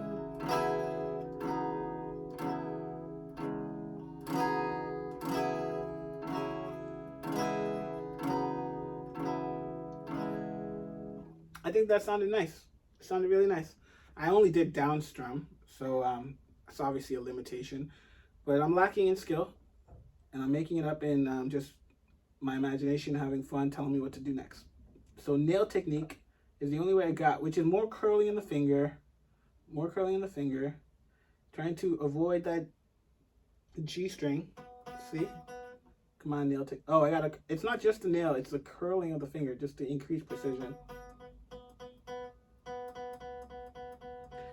I'm not actually doing the nail technique because it hurts a lot. But I'll keep playing with it as an idea, but I'm not gonna keep it because it hurts a little too much. But I'll come back to it. Maybe the calluses will protect me in the future.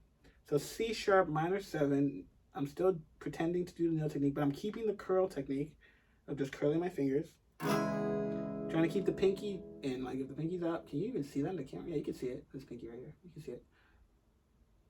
It wants to do that. I'm trying to keep it ready to go for the next movement. Let's make sure all the sounds ring out true. It doesn't ring out true.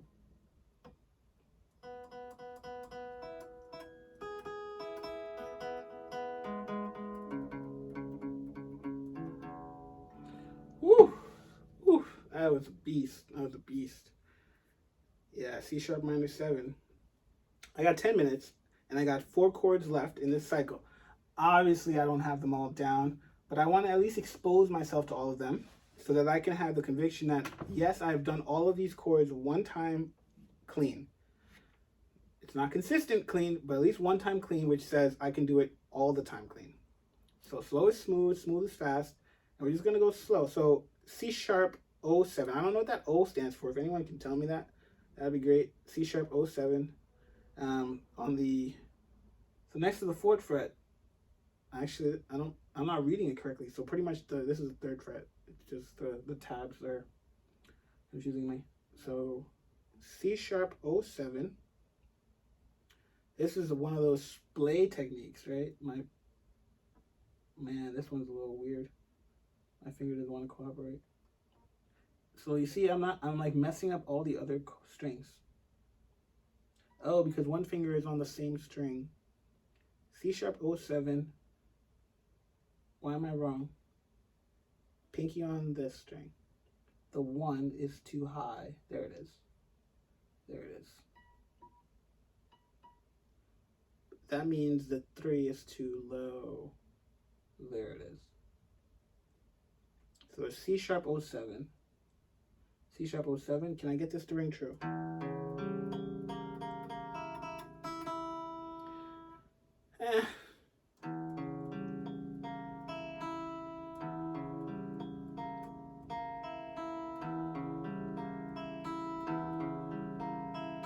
All right, we got it to ring true.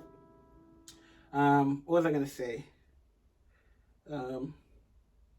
Oh, I was watching this video from this guy, and he said, as a beginner, you have a tendency to really like jab your fingers into the fretboard because you think the harder I push, the cleaner it'll sound. And he was trying to encourage beginners to not do that. He was like, you don't actually need to push that hard. You just need to be just be on top of the fret. So I'm still practicing that, but my brain still just wants to push hard because you get that sound I just gave you when your brain doesn't push hard. So C sharp 07, we got to ring true. Now B minor 7. So we're actually going back to the beginning of the fretboard, which is counterintuitive. But like I said, I'm trusting Steve's look. I'm just trusting the guy. So here we go. I'm trying to keep that pinky in check. First, is it clean? Boom. So index finger is on point. Now, B minor 7. This is on the 3rd fret. Yes, 3rd fret. 4th fret, keep the pinky in check. Why is this not working? It's the same ring finger technique. What this is telling me is that all the ones I struggle with are where the index finger covers like 5 strings. We're trying to give it more curl.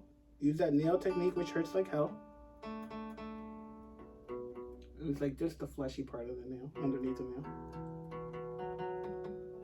Yeah, it hurts a little too much. But this is what it is, right? I told you left hand needs to develop strength. And as I hold this chord, I can feel the muscles working so hard that you're just like, my God, this is painful. Anyways, we're almost done. That was B minor 7. I didn't get it to ring true, so I can't keep moving. It's got to ring true. So let's just get ourselves a B minor 7 going. I'm going to use the painful, fleshy under the nail technique with the curl. That gives me the sound that's true. Here it is. Boom. B minor 7 rings true. Obviously, I don't have it. That was like a unique situation, but let's keep moving. B07, which puts me at, oh my God, I don't understand. Back to the 1st fret. I have yet to actually play here. What you see is what I've done. Okay, I haven't done anything else. That's it. So we are now at B07. I still don't know what the O stands for, but whatever. 07, and we got some stretching going on. It's seeing. Am I doing something wrong? Do I have it? It looks like I have it. Let's make sure all the fingers are in the right place. B07. B07. There it is. Boom. B07 rings true.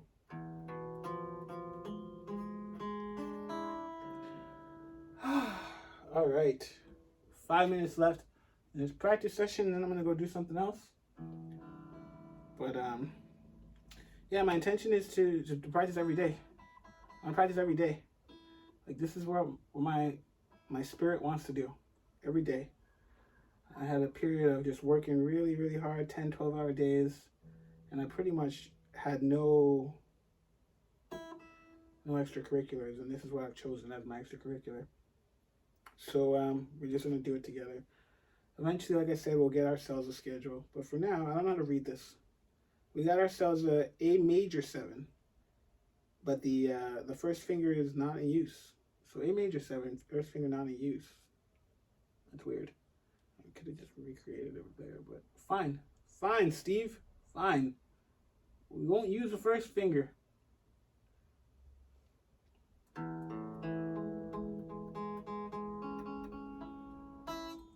It's that ring finger, right? See, the ring finger perpetually gets in the way.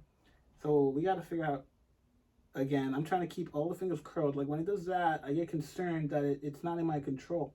So I can't use it for anything because it's like a nerve pushing itself out. I'm like, nope, stay in. Stay in. Right, so I don't know what to do about that. We're just going to intentionally choose to keep it in until it stays where it needs to stay. So we're doing curled fingers underneath the nail. No, it's not going to work here because my wrist is farther away. So let's see if it rings clean. Can we get it to ring clean?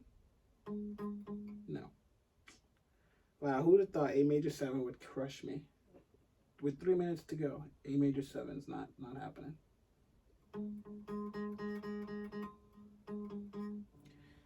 3 minutes to go. So yeah, if you like these videos, let me know in the comments. To do the study guitar with me, I told you the sessions would just be like once the YouTube says once I have 1,000 subscribers, I can live stream this, so I could live stream it in real time. I don't know if I'll have a chat function so we could talk, but that seems fun. Right? Seems fun. This will evolve the way it evolves. Like, I'm not sure what it's going to become. But for myself, I think recording myself lets me be accountable as well as document the progress, right? Because if I have documentation 5, 10, 20 years from now, I could see my own progress, where I've started, where I ended up. I could laugh at how I might be doing things right now that I don't know I shouldn't be doing. Who knows? Maybe that pinky should stay up. All right, A major 7, not using the index finger.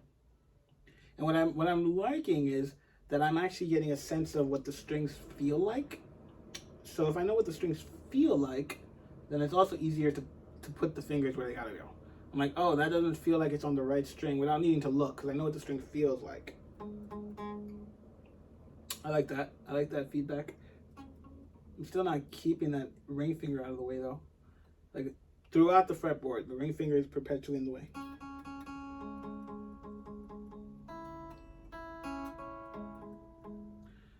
I don't know what to do about this. Like if I went here, this works, right? But then I'm so far from where I'm used to strumming. And I imagine if I wanted to play the entire neck, I would want to have a stationary strumming placement. So it's either mobility with the wrist, to get the mobility with the wrist. Like I could do that here. We could stretch the wrist right now.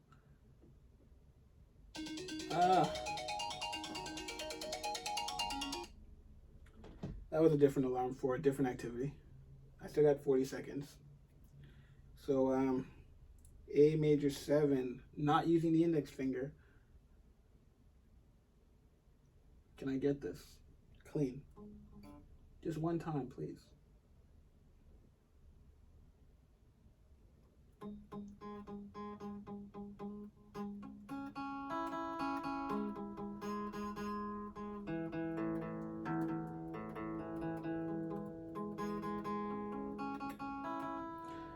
I didn't get it. But we got how many chords? 8, 12, 13, 14, 15 chords. I got 14 out of 15. Ringing true. So now we take a break and we do it again tomorrow. That was it. 2 50-minute sessions, 1 break. I guess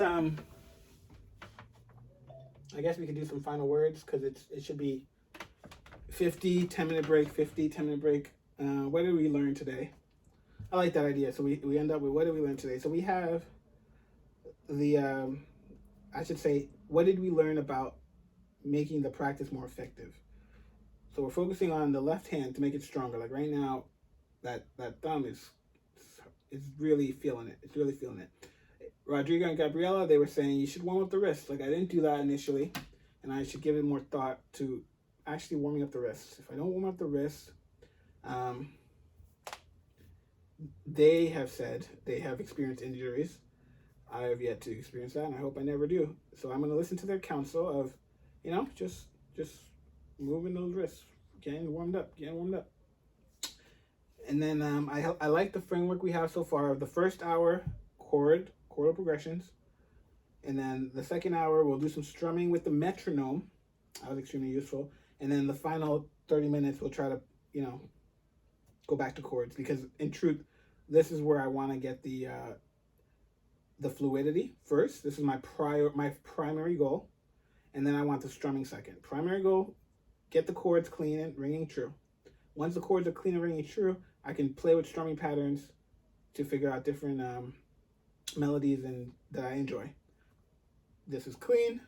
Now I can figure out this without worrying about the sound being terrible. After that, we will just figure out how to transition better between the chords.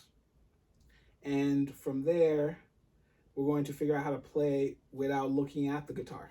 So you notice I'm always like slouched over, looking at everything, trying to tell my fingers what to do and to behave, trying to get this hand. It's like a hot mess, right? And I'm looking down. But when I do that with the metronome forces me to look somewhere else, which is encouraging because now it's like, touch typing. I'm looking at the screen instead of looking at the keyboard. And so I like that as a reminder, because if I don't have the metronome, one, my timing is inconsistent. I don't know if I'm making progress because I can look at the beats per minute on the metronome, and thus I can see with this strumming pattern, I had this beats per minute. So I hear that maybe I should standardize my strumming patterns. So if I standardize the strumming patterns, now I can keep a journal of, I did this strumming pattern at these beats per minute well. And then I can stay at that beat per minute until I perfect it or get a reasonable level of competence, and then increase by 10 beats per minute, increase by 10 beats per minute. Let's see what the maximum is.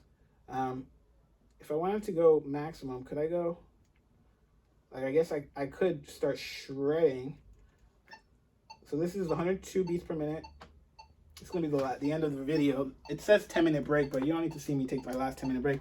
So I'm just trying to see the progression. Like I'm trying, my brain is big on how do we get a clear study protocol. All right, how do I get a clear study protocol? So I got the metronome, and I'll just put it on front of the camera. I hope you can see it. I can't see it, so I don't know if you can see it. There we go. So as I improve, am I doing it well? Yes, I'm doing it well. I can increase the beats per minute and use that as a gauge for how well am I doing. So if I can keep the same, so first off, when I'm off the camera, I'm going to figure out a standard strumming patterns. And then from those standard strumming patterns, I can track the pace of my progress. And then I can chart it, and I see the metronome has a maximum of 250 beats per minute. I'm not a guitarist. I don't know if that's good or not, but it sounds really fast. And if I could do the same strumming pattern that I was doing at 100 at 250 beats per minute, you could tell that I've made progress, right? And that's something I intentionally look for. How can I measure my progress? And how could I do it in a structured way so that I can map from this to this to this? How can I go from absolutely don't know how to play guitar, barely keep my fingers behaving, don't know how to turn the amp, to something worthy of being on a stage, right? That's the progression from I don't know anything about guitar to something worthy of being on a stage. And from there, the metronome seems to be the perfect tool for measuring the strumming hand, at least. The chordal movements, I don't see the purpose of a metronome yet. This, we just need to get clean in isolation. And then we can pair it together with this.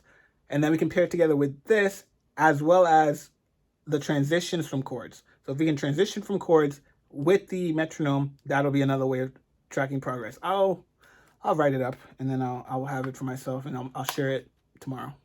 All right. Thanks for studying guitar with me today, and I will see you tomorrow.